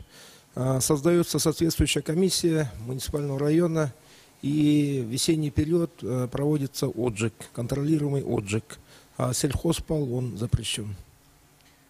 Спасибо. Ну, уважаемые коллеги, да, Денис Георгиевич, пожалуйста. Хотелось бы добавить здесь вот коллег своих, что касается сельхозпала, то у нас в республике мы с участием Якутского научно-исследовательского института сельского хозяйства проводим научную работу по влиянию сельхозпала на дальнейшее, так скажем, развитие животноводства, то есть в том числе животноводства. Как это все влияет с учетом нашего вегетационного периода. И у нас эта работа осуществляется с 2018 года, 2018, 2019 и 2020 год. Этапы должны быть завершены. И мы на основании этой работы будем уже ставить перед федеральным центром вопрос возможного разрешения сельхозпалов на территориях Якутии. Потому что на сегодняшний день, проведя 2 этапа, эти этапы подтверждают, что у нас сельхозпал вообще в идеале нужно, конечно, проводить. Но только осенний. Только осенний, перед, так скажем, выпадением снега, но не весенний. Весенний нам в том году в Верхоянском районе показал вот результат того, что были неконтролируемые проведенные сельхозпалы. Это правильная работа, она развернута, но одновременно людям-то нужно сейчас иметь инструкцию. Поэтому у меня просьба, Денис Георгиевич, скоординировать Министерство экологии и Министерство сельского хозяйства. Я знаю, что во всех районах и во многих населенных пунктах есть представители Минсельхоза, чтобы граждане могли обращаться конкретно к представителям Минсельхоза с инструкциями по мере, вернее, до того, как будет урегулировано на федеральном уровне, как прямо сейчас допустимо проводить палы, в какие периоды и с соблюдением каких мер. Потому что, конечно, наш приоритет – это не допустить серьезных пожаров, источником которых являются неконтролируемые или проводимые с нарушением правил сельскохозяйственной палы. Мы не можем здесь идти на компромиссы. И просьба тогда, Денис Георгиевич, на контроль взять и представителям Министерства сельского хозяйства, управления сельского хозяйства, которые на местах есть, всем гражданам, интересующимся, оперативно и четко давать инструкцию, как и каким образом разрешено проводить эти важные для нашего сельского хозяйства мероприятия. Благодарю вас. Давайте теперь узнаем, как дела в колл-центре. Анастасия, тебе слово. Владислав, еще раз добрый день. 245 вопросов поступило в наш колл-центр.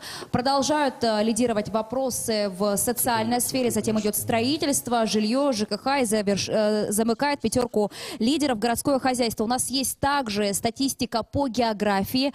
Больше всего вопросов поступают из города Якутска. Затем идет Мегино-Кангаласский район и замыкает 3 лидеров Сунтарский район. Отрадно, что вопросы поступают и из арктической зоны нашей республики. Вопросы задают жители Устьянского, Булунского, Алайховского районов и Колымская зона. Ну а прямо сейчас я бы хотела посмотреть, какие заявки поступают в наш колл-центр.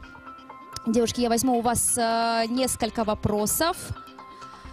Вот, например, Ольга Иванова из Якутска благодарит за возможность платить услуги ЖКХ онлайн. Цитирую. Недавно проходила шоферскую комиссию, где нужно оплатить услуги врачей, психиатра, нарколога наличными. Можно ли сделать оплату таких услуг онлайн, чтобы не стоять в очередях? Пожалуйста, ждем ответ на этот вопрос. Спасибо, Ольга. Для нас один из приоритетов развития государственных услуг в электронной форме. Сейчас я лично со всеми министрами регулярно собираюсь, и мы даже создали такой штаб цифровой трансформации государственного управления, потому что мы видим, что в тех сферах, где электронные услуги внедряются, они качественно повышают эффективность и доступность наших услуг. В здравоохранении одна из приоритетных для нас тем, как я уже говорил, в 2020 году будет запущен единый портал здравоохранения, на котором будет и вся информация сосредоточена, и будет в одном окне, в одном месте собраны все ссылки на ресурсы в сфере здравоохранения, здорового образа жизни. Но и вопрос перевода государственных услуг и сроки их осуществления также будут предоставлены. Могу вам сказать, что точно эти услуги будут переведены в электронный вид, а в какие сроки следите за обновлением портала и за новостями о цифровой трансформации нашего государственного управления. Уверен, что в 2020 году мы серьезные шаги в этом направлении сделаем. Это для нас приоритет. Спасибо. Настя, продолжай, пожалуйста. Ну, действительно, очень много интересных вопросов. Вот, например, пенсионерка из Усть-Алданского улуса Людмила Иванова. Она рассказывает о том, что недавно в селе Сырдах открыли клуб, и жители обращаются с просьбой о показе фильмов. Возможно ли это? Спасибо за вопрос. Безусловно, это не только можно, но и нужно. Я, честно говоря, вероятно, вопрос заключается в особенностях авторского права и процедуры получения разрешения на показ фильмов. Нам обязательно нужно в открывающихся киноцентрах и в открывающихся домах культуры обеспечить доступ ко всем новинкам кинематографа, в том числе и якутского кинематографа. Работа соответствующая проводится. Ольга Валерьевна, поподробнее расскажите, пожалуйста, про нее. Да, я бы хотела обратить внимание, что работа по поводу того, чтобы непосредственно кино у нас дошло до наших небольших населенных пунктов, она действительно проводится. И в этом направлении у нас есть свои, прежде всего, перспективы, связанные с теми наработками, которые сегодня представляют наши граждане республики. А вопрос касается прежде всего, который будет, я думаю, что распространен на всю Российскую Федерацию. Это новые кинопроекторы, которые непосредственно на кинофестивале, который состоится в марте, мы уже непосредственно презентуем. И начинаем мы сегодня как пилотную площадку непосредственно в Республике Саха-Якутия, и затем смотрим это как на будущий пилотный проект по всей Российской Федерации. Ну, соответствующие консультации и переговоры проведены в том числе и на уровне нового руководства Министерства культуры Российской Федерации. Я думаю, что мы во многом сможем расширить эту сеть, ну и быть примером в целом для России, для сельского кинопроката. Потому что помимо вот этих сложностей, которые связаны, безусловно, и с авторскими правами, здесь речь идет и об особенностях и маленького количества людей, которые это смотрят, и залов, которые небольшие. Поэтому для этого нужна и специальная техника, и, соответственно, в этом направлении сегодня у нас есть свои плюсы. Тем не менее, нам вопрос, безусловно, нужно решить. Я тоже себе на заметку возьму. У меня просьба, Ольга Валерьевна, к вам, к Юрию Степановичу Куприяну, министру культуры, отслеживать, в скольких домах культуры у нас есть возможность трансляции наших произведений кинематографа и обеспечить, чтобы нам к 2020 году основная часть, по крайней мере, либо уже была охвачена, либо было понятно, в какие сроки мы решим технические и правовые вопросы для того, чтобы все жители нашей республики имели доступ к этим шедеврам, к произведениям кинематографа, в том числе, еще раз подчеркну, наших якутских кинематографов. Они во всем мире гремят, а ведь не секрет, что многие жители нашей республики не имеют возможности их посмотреть. Ситуацию нужно будет нам в 2020 году исправить. Ну, необходимо обратить внимание, да, Владимир Ильич, в продолжение, что у нас сегодня именно якутское кино, там, где у нас есть кинотеатры, а в районных центрах оно является самым посещаемым. И, по сути дела, у Министерства культуры есть очень четкое понимание, сколько кино мы можем производить для того, чтобы постоянно наращивать количество. Ну и технически мы должны быть готовы. Спасибо. Вопросы продолжают сыпаться буквально. Следующий вопрос у нас тоже на связи. Говорите, пожалуйста, алло, слушаем вас. Алло, Михаил, Мегина Кангаласский ЛУС.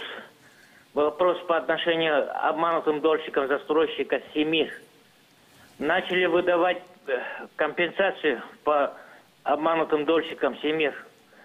Первому дому, ну, у «Семира» 3 дома проблемных. Первому дому дали несколько, ну, компенсаций нескольким обманутым дольщикам, а по домам 3-м и 5-м вообще забыли. Мне кажется, искусственно затягивать. Когда конкретно, ну, решится эта проблема по обманутым дольщикам? Михаил, я вас уверяю, что точно не забыли, и более того, как уже мы говорили, в 2019 году целый ряд таких организационных прорывных решений было принято. Республика первой в стране вступила в новый механизм с участием федерального центра, но конкретно по этой ситуации я попрошу Кирилла Евгеньевича, у которого на личном контроле каждый дом, где есть обманутые дольщики, стоит на контроле. Кирилл Евгеньевич, какая ситуация у нас по домам, которые Михаила интересуют? Да, действительно, Владимир Викторович, у нас в прошлом году Республика Саха-Якутия первой вступила в новую программу федеральной поддержки решения проблемы восстановления прав обманутых дольщиков и получила беспрецедентную сумму на эти выплаты. 660 миллионов рублей мы получили от федерального центра на решение этой проблемы, что вместе с нашим софинансированием составило 717 миллионов только на проблему обманутых дольщиков. Это не говоря о том, что в прошлом году мы впервые стали выплачивать денежные средства, компенсация тем, кто пострадал от двойных, тройных продаж. Что касается средств, которые из фонда обманутых дольщиков республиканского будут аллокированы на решение, то самые первые проекты, которые там будут решены, это 4 проблемных объекта, и сюда входят все 3 объекта «Семир», которые на сегодняшний момент являются проблемными, а также 1 объект «Монолитстроя». 253 дольщика будут компенсированы, проблемы будут решены. 99 дольщиков уже получили выплаты в конце прошлого года. Я скажу, что только в декабре начались выдачи, поэтому в самое ближайшее время в этом году будут решены вопросы по оставшимся домам, в частности, проблемного застройщика «Семир». Михаил, в этом году ваша проблема решится, как и тех домов, которые вошли в список. На портале специализированном, который запущен, вы можете отслеживать прогресс и смотреть, какие дома уже включены и как по ним, в какой очередности будет приниматься решение. Благодарю вас. Очередной вопрос. Теперь Вилюйский район к нам подключается. Пожалуйста, ваш вопрос мы внимательно слушаем. Добрый день, уважаемый Владимир Викторович, уважаемые члены правительства. Меня зовут Петр Кузнецов из поселка Кысыл-Сыр Вилюйского улуса. У меня такой вопрос. Сегодня поселок Кысыл-Сыр, который является центром газовой промышленности Якутии, оказался в подвешенном состоянии.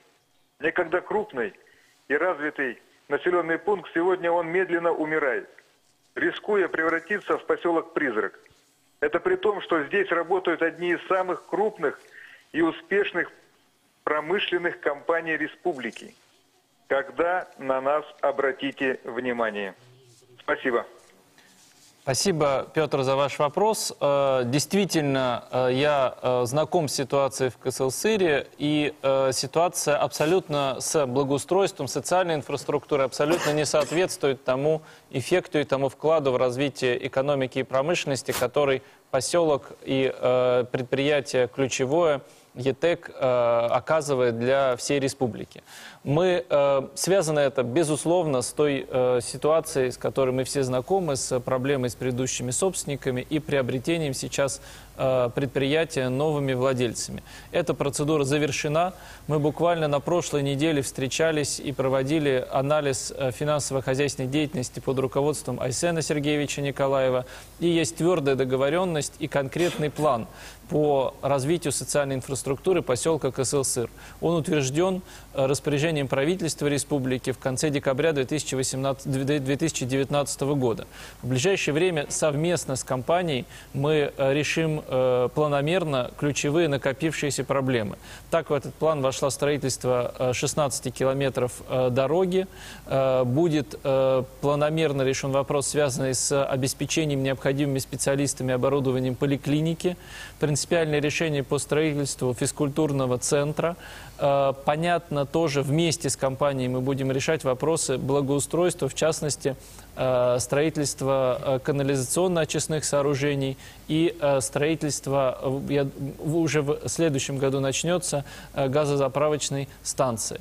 Важно, еще раз я об этом подчеркиваю, что у нас есть полное понимание с новыми собственниками компании, и уверен, что те планы по развитию добычи газа и по расширению количества рабочих мест, которые компания имеет, они потянут за собой и развитие поселка.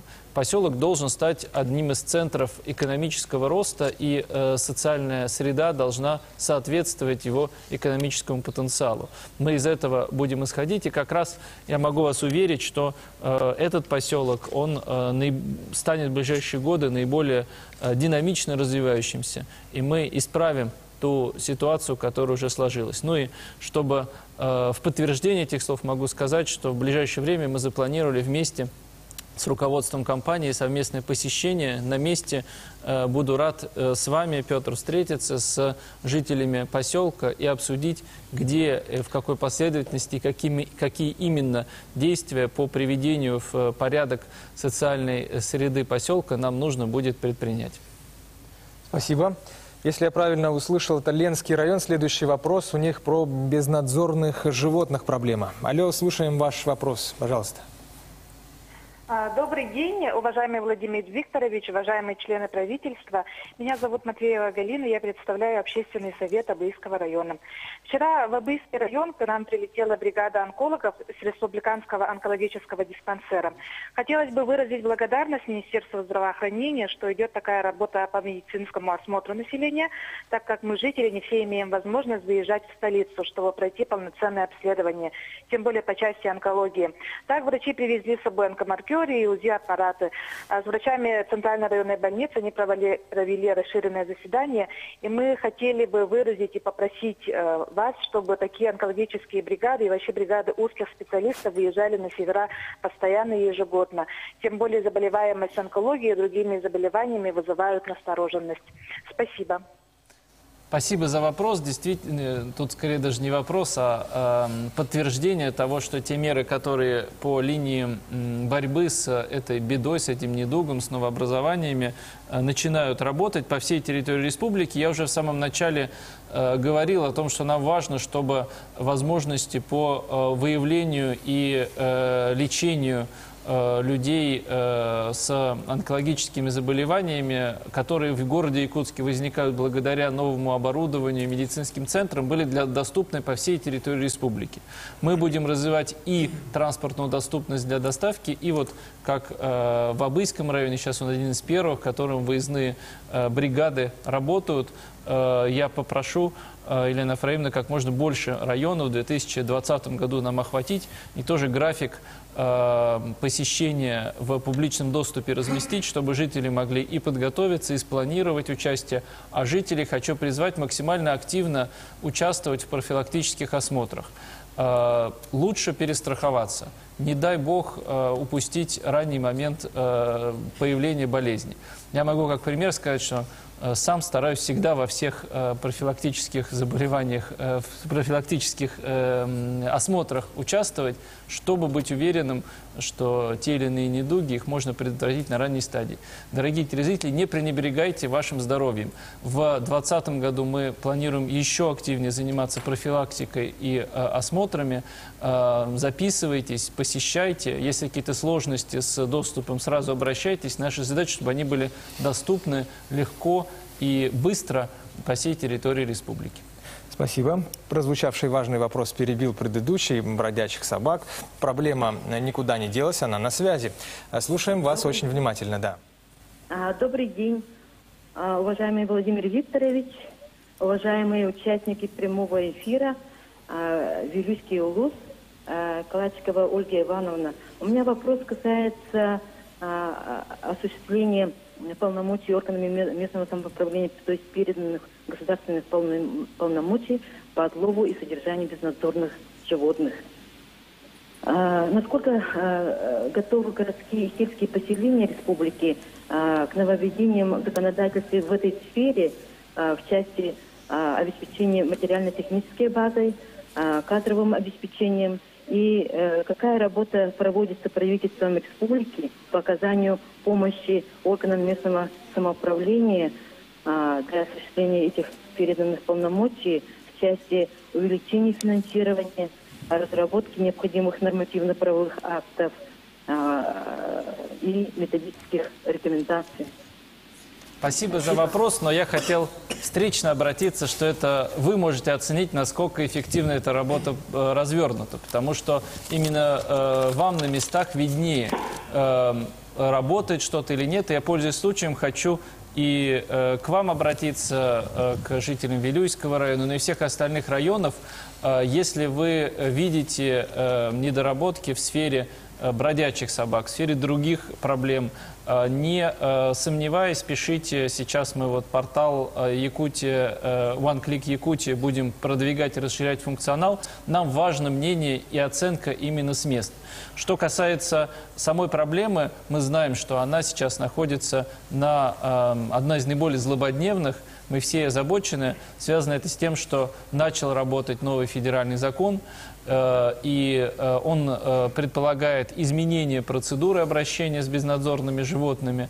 Наш приоритет – обеспечить в любом случае безопасность и жизнь и здоровье граждан, приоритет номер один. Приоритет номер два – выполнить предписанные нам требования федерального закона в полном объеме.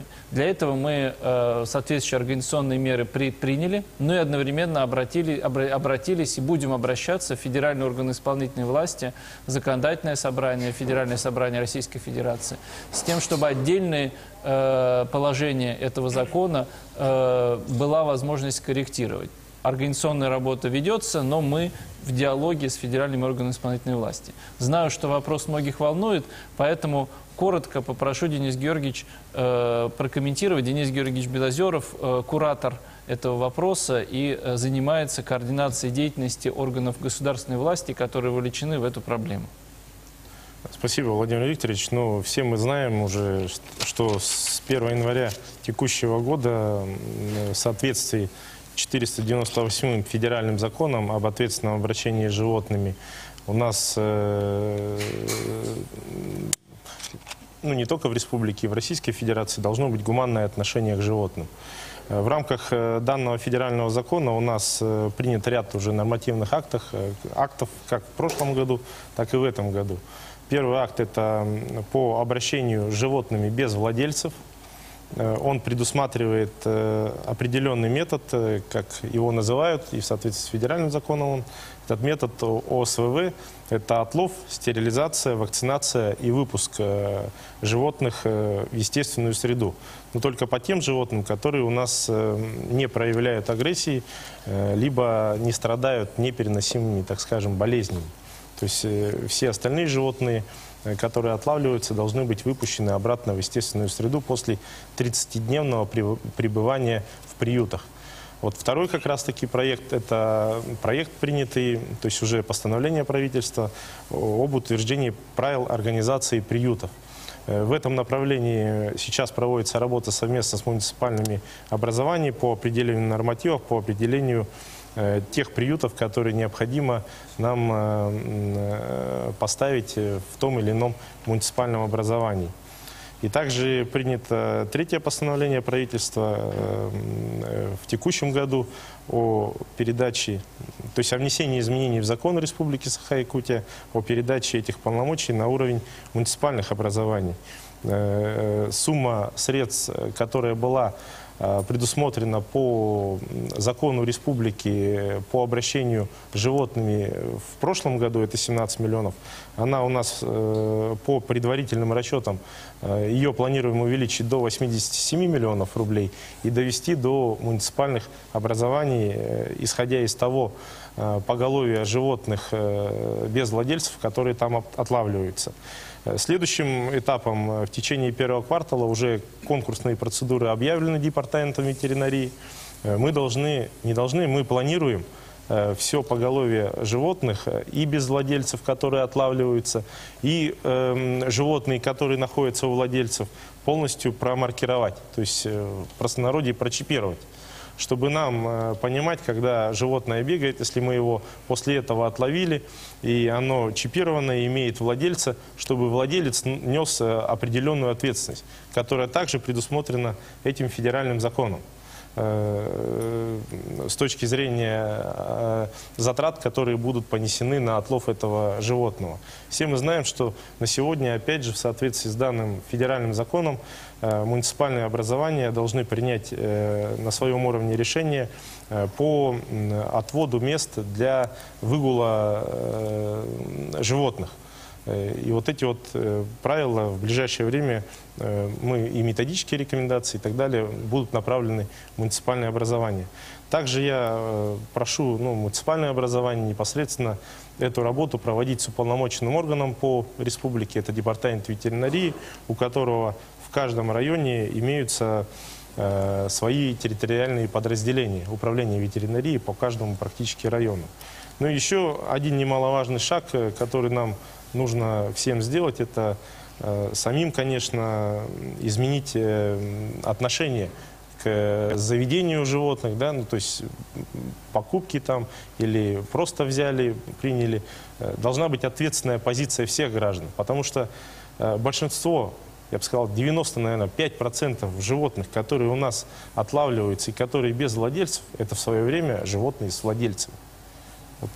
Вкратце, Владимир Викторович. Спасибо, Денис Георгиевич. Важная работа развернута. Я согласен, что нам системно нужно менять и воспитывать более ответственное отношение к домашним животным, но одновременно, Денис Георгиевич, я хочу подчеркнуть, уважаемые коллеги, приоритет – безопасность и жизни и здоровье граждан. Мы все знаем, что уже сейчас участились случаи обеспокоенности граждан, и мы знаем, что весной период, когда возрастает опасность, исходящая от собак. Поэтому у меня просьба, поскольку уже сейчас есть сложность организационная между республикой, муниципальными органами власти, вот не только же в этой сфере мы совместно исполняем полномочия, есть сфера, например, тушения пожаров, где тоже мы вместе. Вот, на мой взгляд, сейчас весной ситуация будет сродни такой вот, не дай бог, чрезвычайный, но требующий оперативного участия. Поэтому, Денис Георгиевич, у меня просьба сейчас вот в преддверии весеннего опасного периода на вашем уровне регулярно проводить координационные совещания в режиме такого штаба по предотвращению негативных ситуаций, которые могут возникнуть весной на улицах наших городов и сел. Вместе с муниципальными районами, вместе со всеми вовлеченными органами власти. Мы не можем допустить и не имеем права, чтобы из-за организационных сложностей объективного характера подвергались опасности жизни и здоровья наших граждан. Такое поручение я прошу зафиксировать и под личным контролем эту проблему держать, особенно в весенний период. Благодарю вас. Следующий вопрос, как я правильно понял, касается поступления в вузы, приемных комиссий. Слушаем внимательно, пожалуйста. Алло, здравствуйте. Здравствуйте. Анастасия. Я из города Якутска, и у меня такой вопрос. При поступлении в вузы культуры и искусства огромное внимание уделяется результатам творческих испытаний. И учитывая, что они проводятся непосредственно именно в этих учебных заведениях, родители несут дополнительные расходы. И это без гарантии поступления. Можно ли организовать выездную работу приемной комиссии в нашем городе Якутске? Спасибо. Я, правда, не совсем понял вопрос до конца, потому что ведь основные вузы культуры находятся в городе Якутске. Или речь идет о федеральных вузах, которые находятся в центральной части России? Можете уточнить, Анастасия, если вы на связи? О федеральных. Понятно. Вопрос понятный. Давайте мы его в проработку возьмем. У нас целым рядом учреждений высшего образования в сфере культуры хорошие очень связи, в частности, с Щепкинским училищем. Мы в прошлом году такое рекордное количество, очередную полную группу студентов туда направили. Я думаю, что будет правильно по тем вузам, с которыми у нас есть устойчивые связи, о такой форме работы договориться. Возьмем в проработку вместе с вузами центральной части России, с ведущими нашими культурными, вернее, в сфере культуры и искусства отработаем. Думаю, что получится сделать. Не со всеми, потому что понятно, что это дополнительные расходы, командировки, перелеты, но, по крайней мере, с ключевыми работу организуем. Антон Викторович, есть что добавить. У нас сегодня есть опыт работы Русского драматического театра как последующего, прежде всего, работодателя Щукинским театральным училищем. В этой связи необходимо сказать, что именно Русский драматический театр взял на себя функцию, такую подготовку, поступления именно к творческому экзамену. И, безусловно, уже подготовленные дети, которые сегодня бесплатно ходят и занимаются в Русском драматическом театре, затем будут отсматриваться на поступление именно в Щукинское училище. И соответствующая квота, достигнута договоренности о квоте бесплатных мест. Но мы считаем, что вот такой вот опыт, когда сам театр в последующем понимает, что он готовит для себя людей, как работодатель, данную форму применяет. Это эксперимент, и если он даст у нас хороший положительный результат, то, соответственно, по такому эксперименту, Владимир Викторович, пойдем. Считаю, что эксперимент правильный, будем расширять его. Анастасия, если именно театральное искусство вас интересует, то обратите внимание, и уверен, что в Русском театре вас проконсультируют, каким образом подготовиться к отборам, связанным с специфическими конкурсными заданиями. И успехов вам в поступлении в наши учреждения высшие учебные и в учреждения, ведущие в России. Спасибо. Мне сообщают, что накопились вопросы в колл-центре. Анастасия, прошу тебя. Владислав, накопились. Уже более 300 обращений поступило в наш колл-центр. Очень много вопросов касаются системы здравоохранения. Вот в моей руке сейчас ряд таких заявок. Вот, например, пенсионер из Синска спрашивает, когда наладится снабжение лекарственными препаратами для онкобольных.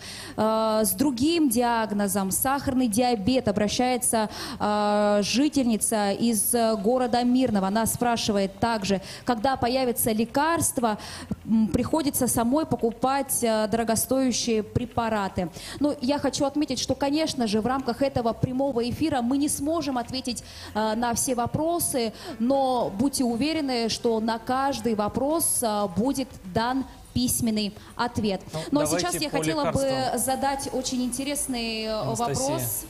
Я все-таки предлагаю, по лекарствам прозвучало, это всегда беспокоит наших граждан, тем более, вы говорите, 2 уже поступило. Елена Фраимовна, проинформируйте, пожалуйста, я знаю, что в этом году больше средств заложено на закупку лекарств, это позволит нам улучшить ситуацию, которая традиционно заботит наших граждан. Действительно, в этом году заложено уже 2 миллиарда 200 рублей на обеспечение лекарственными препаратами. Что касается этих заявлений, здесь, конечно, тоже надо разбираться в индивидуальном порядке, потому что надо понимать, с какой программы идет обеспечение, либо это федеральная, либо муниципальная льгота. У меня большая просьба к задающим вопрос оставить свои координаты, мы обязательно на них выйдем и решим ситуацию в целом. А если говорить обобщенно, то я уже отметила, что ежегодно у нас количество финансовых средств на лекарственное обеспечение увеличивается. И надо сказать, что наш регион, он, наверное, самый высоко обеспечены финансовыми средствами на лекарственные препараты. Второй момент. Владимир Владимирович Путин в своем обращении отметил как раз ситуацию по изменению, в частности, законодательства по лекарственному обеспечению. И мы знаем, что одной из самых больших проблем как раз является вопрос формирования этих заявочных продуктов. И надеемся, что с этого года ситуация изменится вообще кардинально в целом. Спасибо. Мы должны продолжать работу в этом направлении. Действительно, мы серьезные средства направляем, но нам ведь главное, чтобы до граждан доходили лекарства. Судя по и вопросам, поступающим сегодня, и традиционно на всех эфирах эти вопросы волнуют, нам нужно все равно доводить до того, чтобы пользователи, граждане наши, которые имеют потребность в лекарствах, имели предусмотренные законом, вернее, были обеспечены предусмотренные законом права. На портале здравоохранения специально тоже нужно будет нам эту информацию разместить, а до нее просьба, уважаемые коллеги, уважаемые жители, телезрители, если какие-то конкретные вопросы по здравоохранению, я, наверное, поручу сегодня на портале Якутия Клик, One Click Якутия, по здравоохранению отдельную вкладку, отдельный раздел сделать, чтобы мы в онлайн-режиме отвечали на вопросы, конкретные, поступающие от конкретных городов или поселков наших. Владимир Викторович, большое спасибо, но все-таки разрешите, я перейду к тому вопросу, который я начала уже задавать. Вот Скрябин Ермолай из города Покровска. У него вопрос по международным спортивным играм «Дети Азии». Ермолай, вы в прямом эфире. Добрый день, пожалуйста, задавайте ваш вопрос. Ермолай Эльмей Скрябин из Покровска. У меня вопрос господину Солодову Владимиру Викторовичу. Вопрос о том, что Дети Азии – это все наше было, нашей гордостью. Боюсь, что нынешний год Дети Азии превратятся в наш позор. Вот кого не спроси, никто не знает. Говорят, Монголия отказались, у них зеленые игры. Вы объясните, пожалуйста. Спасибо за вопрос. Действительно, было принято решение в 2015 году о том, что игры «Дети Азии» будут проходить попеременно в Республике Саха-Якутия и за пределами Российской Федерации. Я бы сейчас не стал давать оценки, правильное решение было, ошибочное решение.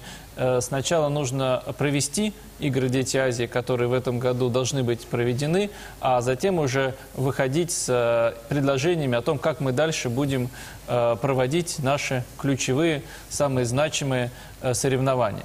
Точно могу сказать, что в 2024 году в Республике Саха-Якутия мы будем проводить игры «Дети Азии». Относительно ситуации с 2020 годом я попрошу более точную информацию министра спорта Республики Саха-Якутия Иннокентия Юрьевича дать всем нашим телезрителям, чтобы можно было и спортсменам готовиться, и, безусловно, зрителям иметь достоверную информацию.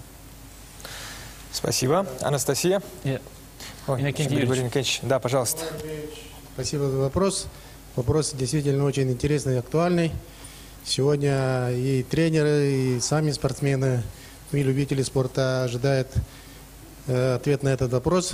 В связи с тем, что Монгольская Народная Республика не смогла выполнить условия, поставленные Комитетом международных спортивных игр «Дети Азии» по основным компетенциям, игры отозваны. И сегодня ведутся разговоры с Республикой Оман. Переговоры проведены 27-28 декабря 2019 года делегацией Международного комитета «Дети Азии» и при участии Национального олимпийского комитета Оман. И принято решение, что примерно в сентябре месяце игры пройдут в городе Мастак, Республика Оман. Сегодня ведутся переговоры о составлении положения игр, и по этому вопросу дополнительные переговоры должны пройти у нас 12 февраля в Республике Казахстан. И где-то 15 февраля мы будем точно знать сроки и по видам спорта, по которым пройдут 8 спортивные игры 2020 года. 15 февраля будет опубликована уже дата, набор видов спорта и все детали относительно проведения 8-х международных игр «Дети Азии». Спасибо. А у нас есть еще один звонок. Михаил Васильевич из села Намцы спрашивает. Здравствуйте. Здравствуйте. Ваш вопрос, пожалуйста. Здравствуйте. Алло, говорите. Здравствуйте, вы в эфире. Почему на этот год по программе «Моя Якутия. 21 век» выделено недостаточное финансирование? Спасибо, Михаил Васильевич, за ваш вопрос. Как мы уже говорили, отвечая на вопрос относительно инициативного бюджетирования, с этого года принято решение, и мы объединяем те программы, которые реализовывались в прошлые годы, успешные, с большим финансированием, в единый комплексный проект «Родные города и села».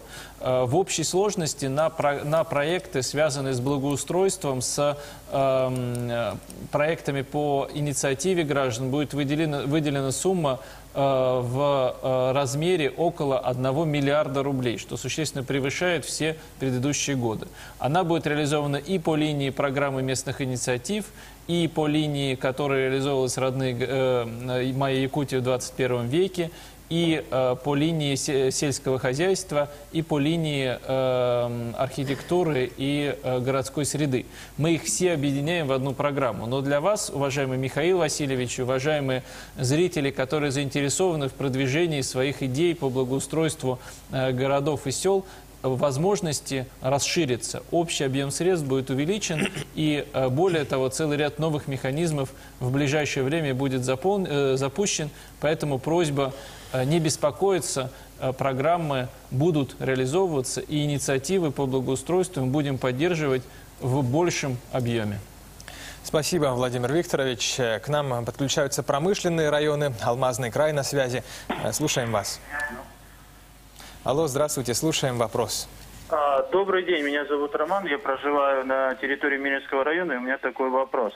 Что будет с работниками после закрытия обогатительной фабрики номер 8 акционерной компании «Ауроса» в поселке Айхал? Спасибо за вопрос. Ситуация с развитием в целом алмазодобычи находится в такой сложной сейчас ситуации в связи с мировой конъюнктурой цен на алмазное сырье. Мы отслеживаем и в целом сейчас смотрим на результаты продаж январских праздников. Очень надеемся на оживление мирового рынка. В то же время есть определенный жизненный цикл разработки месторождений, которые прогнозируются на годы, ну и даже десятилетия. И по Айхалу ситуация не является неожиданной. Но по деталям я попрошу Алексея Засимовича прокомментировать, как глубоко погруженного в проблемы и этого поселка, и в целом алмазной промышленности. Айхал для меня очень родной, любимый поселок. Я там жил и работал.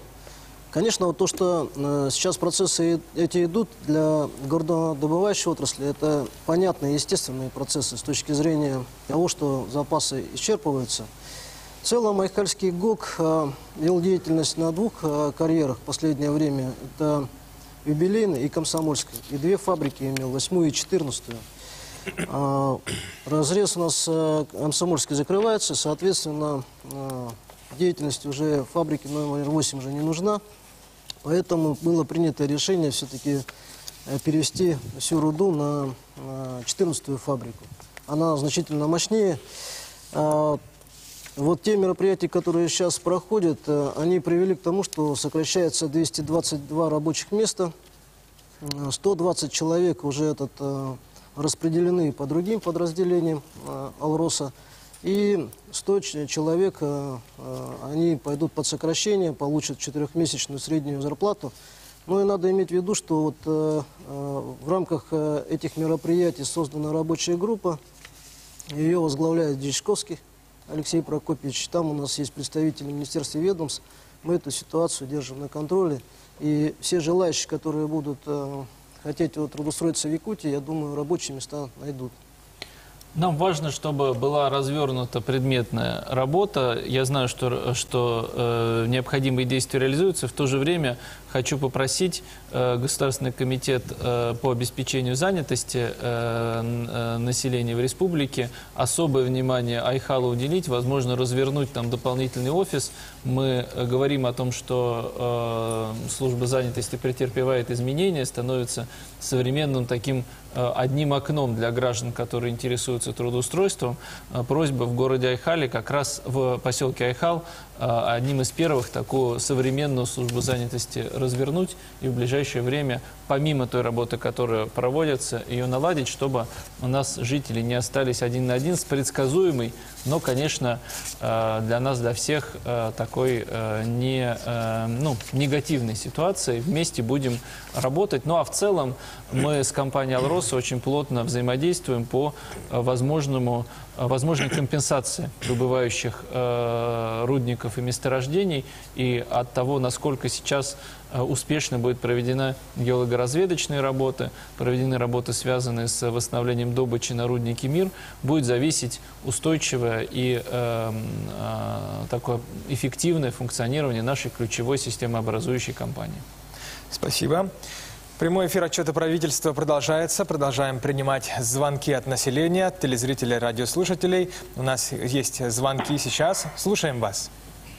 Анисимова, поселок Марха. Сахатранснефтегаз отказал выдать тех условия на подключение к газу. Говорят, из-за дефицита пропускной способности и отсутствия схемы газификации поселка.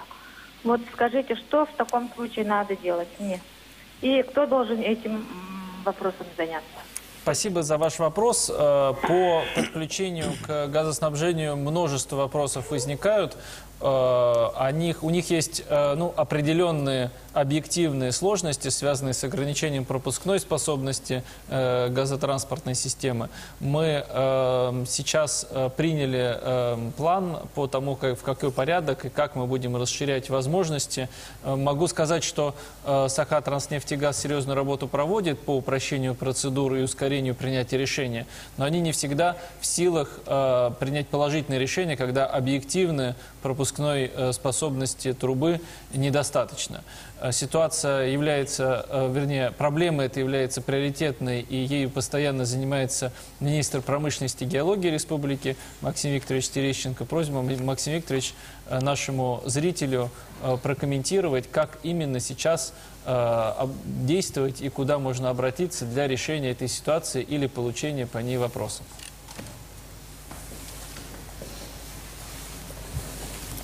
Вопрос, который вы обозначили, действительно очень важный, и он на пике находится весь последний год. Поэтому именно где-то год с небольшим мы обратились в адрес муниципальных образований с предложением разработать схему газификации. К сожалению, не все услышали, но те муниципальные образования, это порядка 68 поселений, предоставили схемы, но только в декабре 2019 года. Правительство включило их в программу газификации для того, чтобы провести необходимую оценку средств, которые нужны на устранение дефицита. Вопрос обсуждался и в Государственном собрании Илтумен, и не так давно состоялось совещание с руководством города. Мы определили, что именно для города Якутска являются приоритетными 3 направления. Первое – это Марха, как раз о которой вы сейчас говорили. Второе – это пригородный. И третье – это Покровский тракт. На сегодня уже разработано городом техническое задание для разработки проектно-сметной документации в течение 2020 и 2022 годов. По результатам будут определены необходимые суммы. В целом по городу Якутску мы понимаем, что средства, необходимые для устранения дефицита, в районе 300 миллионов рублей. Но более ясно станет после разработки всей необходимой документации.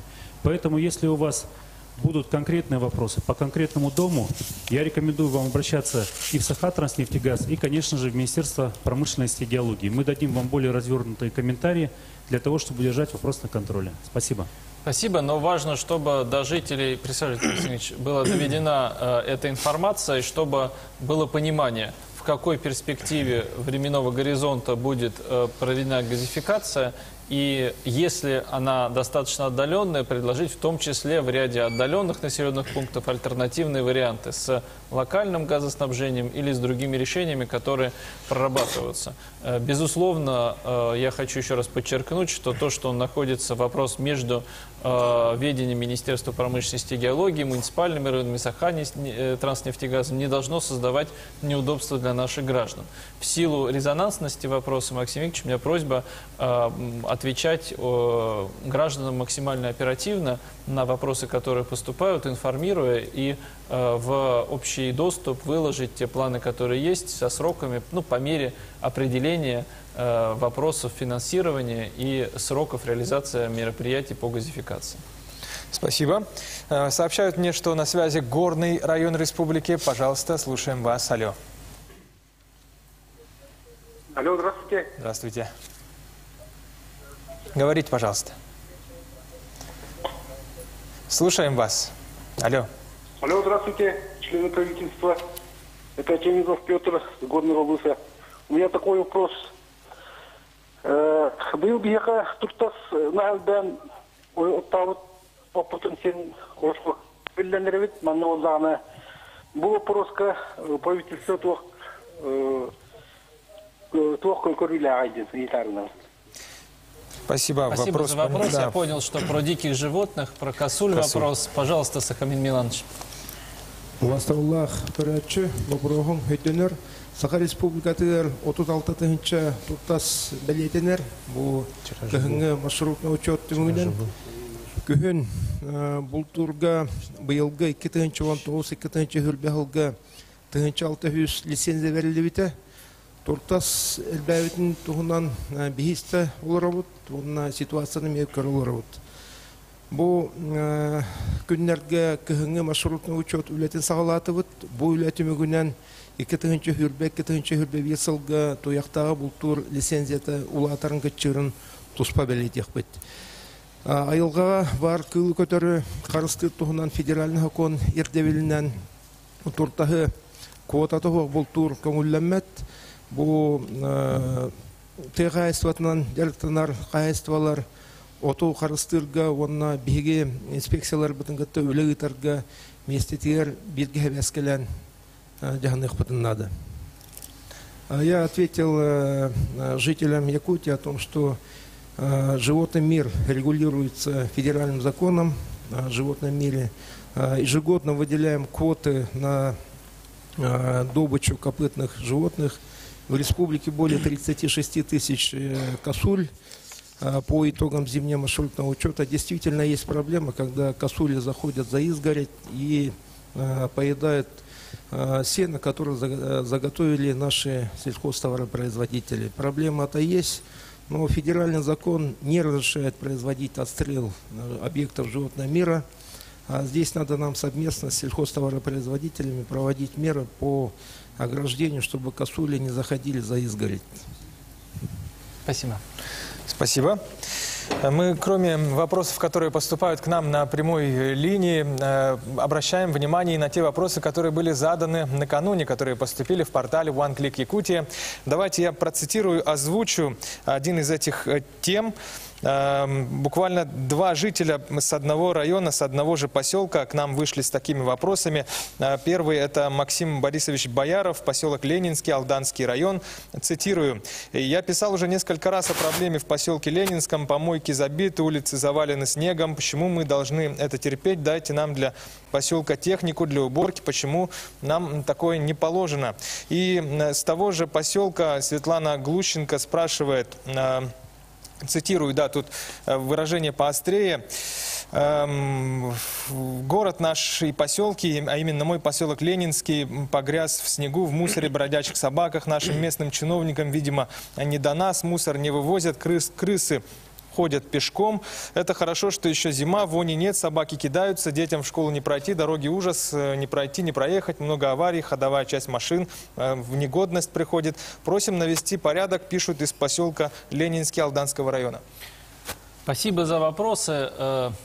Благоустройство и безопасность, комфорт наших граждан – приоритеты. Нам важно, чтобы граждане наши не чувствовали себя заброшенными безотносительно того, чье это полномочие – республики, муниципального района или федерации.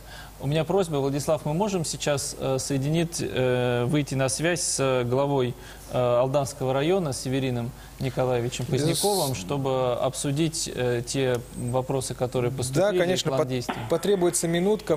Я попрошу коллег. Пожалуйста, мы можем это сделать? Пока соединяется, я хочу сказать, это было и в отношении бродячих собак, то, что было упомянуто. Очень важно, чтобы мы с муниципальными районами работали в связке и не противопоставляли разные уровни власти. Безусловно, в рамках предоставленных полномочий, финансирования, но Арсений Сергеевич Николаев, мы все всегда позиционируем, что единая команда правительства Республики Саха-Якутия вместе с главами районов должны работать на благо каждого гражданина. И те инициативы, которые сейчас будут реализованы, в частности, по оперативности ответа на обращения граждан в соцсетях, по порталу One Click Якутия, по отчету правительства, который мы будем продолжать, они должны укреплять вот эту связку. Давайте вместе работать и сначала решать проблемы граждан, а потом уже выяснять, каким образом, как мы в этом процессе можем улучшить наше взаимодействие. Есть ли у нас связь? Да, Владимир Викторович, связь есть. Северин Поздняков, глава Алданского района. Глава Алданского района Северин Поздняков. Данная проблема возникла там во многом благодаря конкурсным процедурам. На сегодняшний день конкурсные процедуры в поселке Ленинском муниципальным образованием отыграны. Подрядчики определены, и уборка снега, в том числе и мусора, тоже начинается. Сергей Николаевич, у меня просьба. Вот граждане о другом нам сигнализируют, о том, что не началась еще пока. Просьба лично выехать проконтролировать, а я также, когда буду с визитом в Алданском районе, до конца февраля у меня запланирован приезд, мы с вами вместе еще в Ленинский поселок приедем и посмотрим, каким образом убирается снег и другие вопросы, которые граждан касаются, для того, чтобы удостовериться, что торги или другие проблемы не мешают нам обеспечивать качество жизни граждан. Хорошо, Владимир Ильич, принято. Спасибо. Так, мы продолжаем наш прямой эфир, отчет правительства. Есть ли у нас еще звонки от жителей? Да, говорите. Алло, мы вас слушаем. Алло. Да, пожалуйста, вы в эфире. Да, добрый день. Меня зовут Каургина Людмила Васильевна, село Колымское, Нижнеколымского района. За последние годы участились случаи подтопления нашего села Колымское. Мы помним весну 2018 года, когда вода 3 недели не уходила, и все дома стояли в воде. И в связи с этим у меня 2 вопроса. Первое.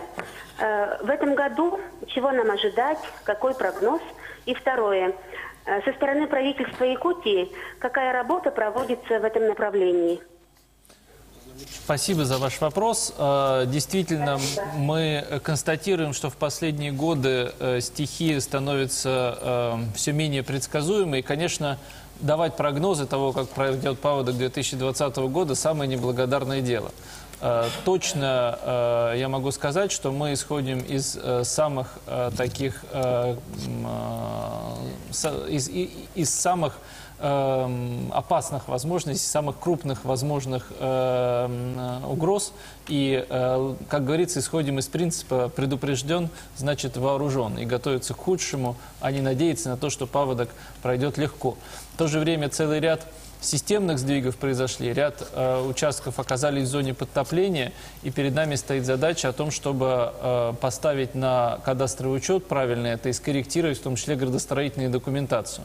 Но, может быть, я попрошу 2 слова по тому, как проходит подготовка к паводку, сказать Дмитрию Николаевичу Лепчикову, руководителю комитета по обеспечению безопасности жизнедеятельности, который отвечает за координацию работы по этому направлению. Да, мы помним паводок 2018 года, где ряд населенных пунктов и муниципальных образований были подвержены затоплению.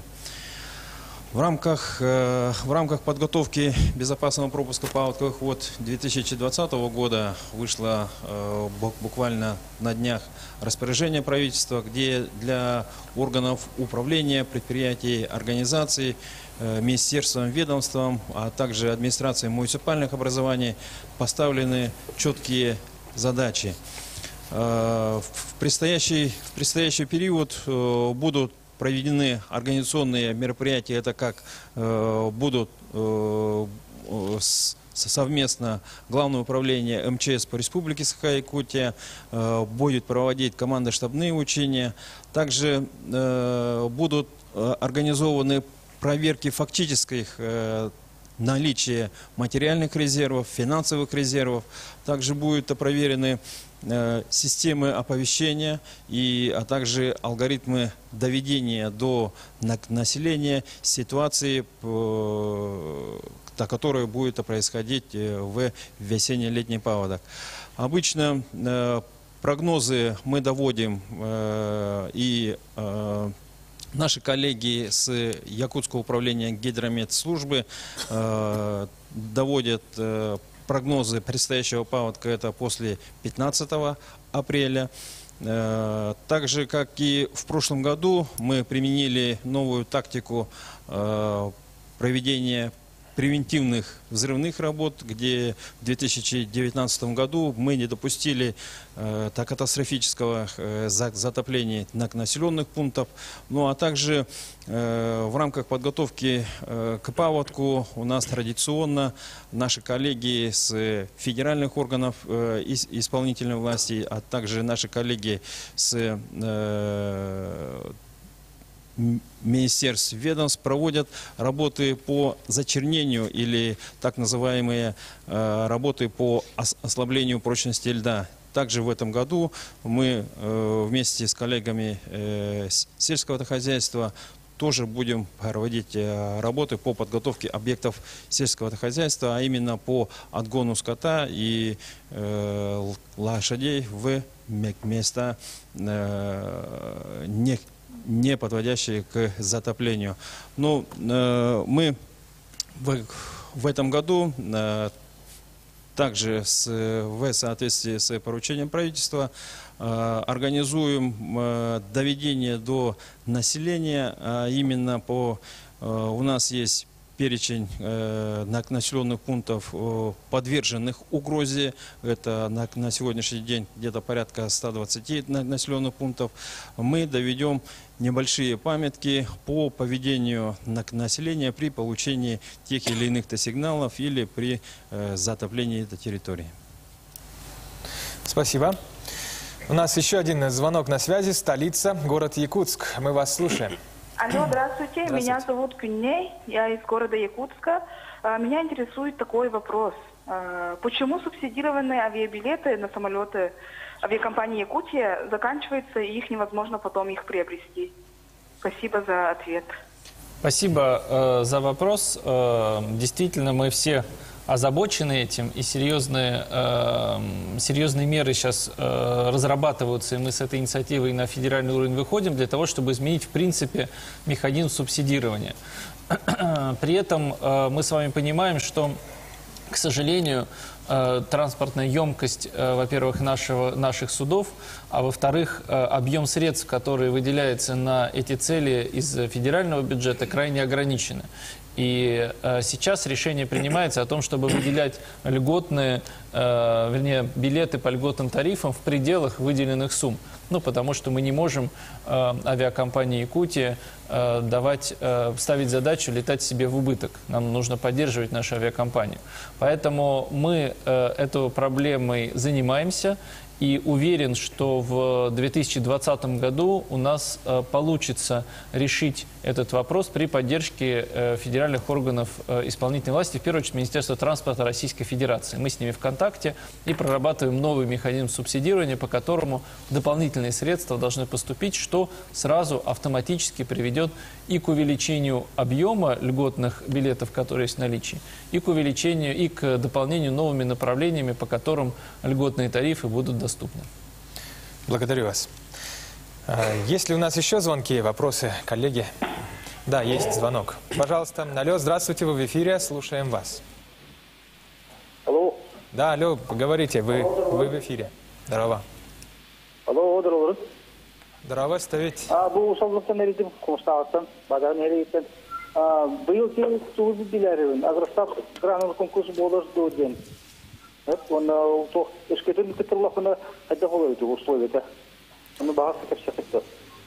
Да, понятно, конкурс про Вопрос по сельскому хозяйству. агростартапы. Я попрошу Александра Павловича Атласова, министра сельского хозяйства, прокомментировать, как мы развиваем систему грантов. Понятно, что наши сельхозпроизводители должны пользоваться поддержкой, и целый ряд решений новых в 2019 году начал работать. Александр Павлович, пожалуйста. Данный региональный проект «Агростартап» стартовал в прошлом году, в 2019 году, и будет продолжено до 2024 года, это на 5 лет будет реализован данный проект. И какие условия для участников? Это первое, индивидуальный предприниматель, изъявивший желание участвовать в данной программе, изъявивший желание заниматься сельским хозяйством, и в текущем году он должен зарегистрирован в качестве главы крестьянского фермерского хозяйства. И второе, это граждане, тоже изъявившие желание участвовать заниматься сельским хозяйством. И вот эти хозяйства, эти направления, и в основном они должны являться жителями сельских территорий. А размер гранта зависит от направлений, вида деятельности, это до 2 миллионов рублей. Они тоже дополнительные условия должны создать одно рабочее место. Если более 2 миллионов рублей, тогда они должны тоже создавать 2 рабочие места. И соотношение, допустим, софинансирования 90% это федеральные и региональные средства, 10% это собственные средства участников данного проекта. Куда обратиться жителям, которые хотят соответствующие проекты в сельском хозяйстве запустить и рассчитывают на поддержку нашу? Минсельхоз, естественно, Минсельхоз, департамент животноводства, 101 кабинет, это первый этаж.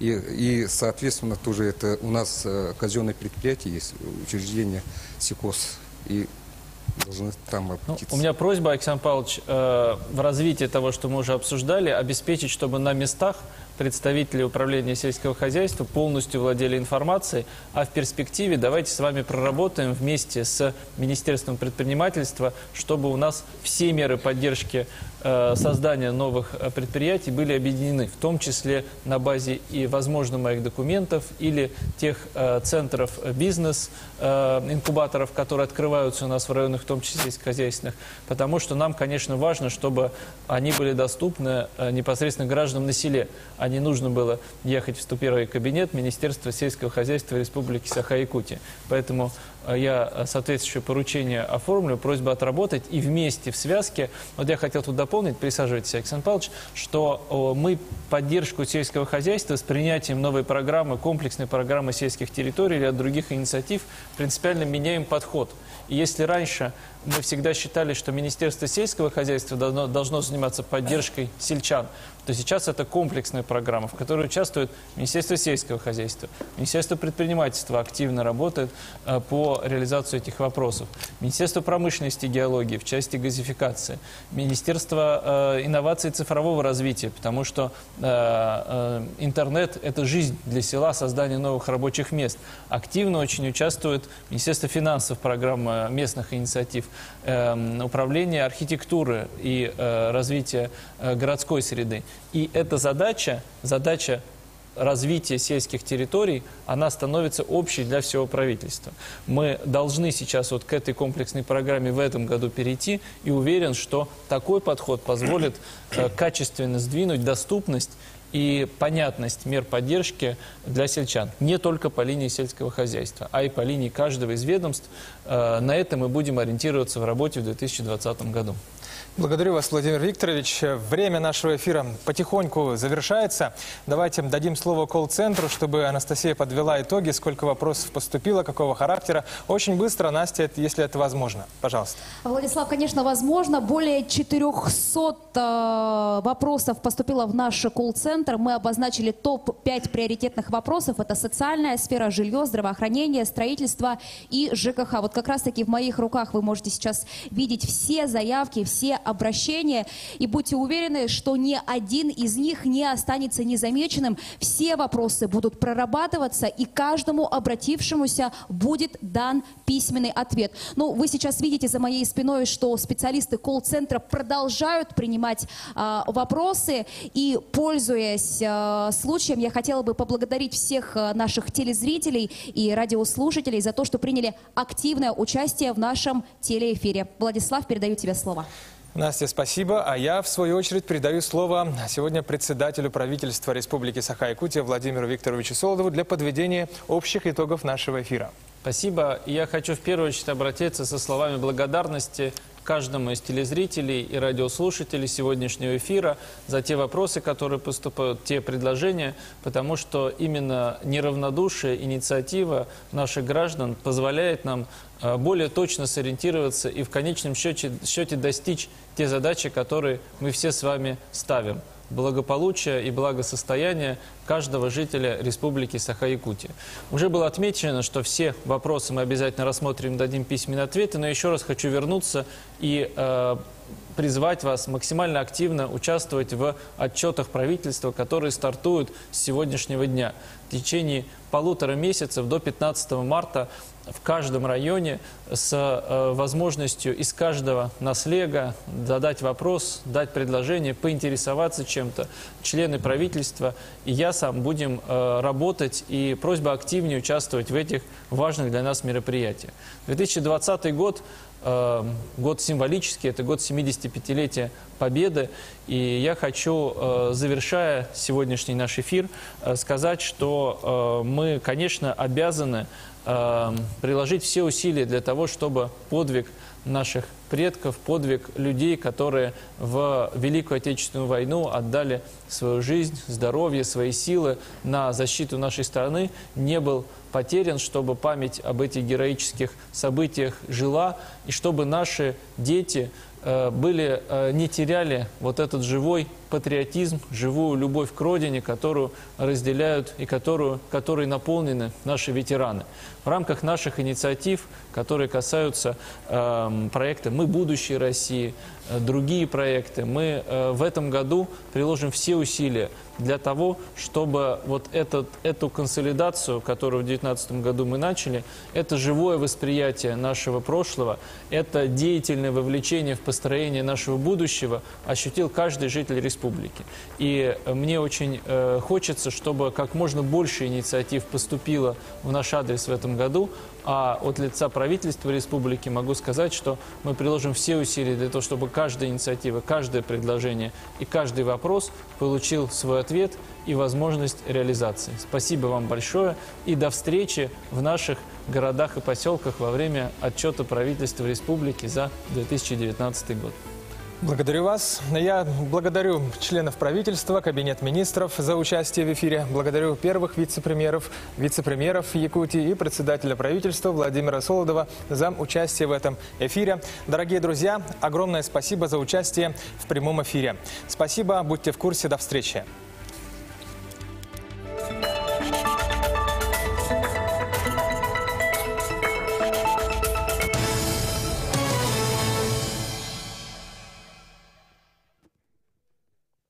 Смотрите в итоговой программе «Якутия. День за днем» на этой неделе. Смертельный вирус продолжает распространяться по планете. Количество заболевших и погибших неуклонно растет. Счет идет уже на тысячи. Быть ли новой эпидемией и какие меры принимаются по локализации коронавируса? На территории Российской Федерации, в том числе Республики Саха-Якутия, заболевание, которое вызвано новым коронавирусом, не зарегистрировано. В настоящее время по всей России, в том числе в нашей республике, усилен санитарно-карантинный контроль. Какое развитие получит ситуация с безнадзорными животными, как никогда актуальная сейчас в республике? Тем временем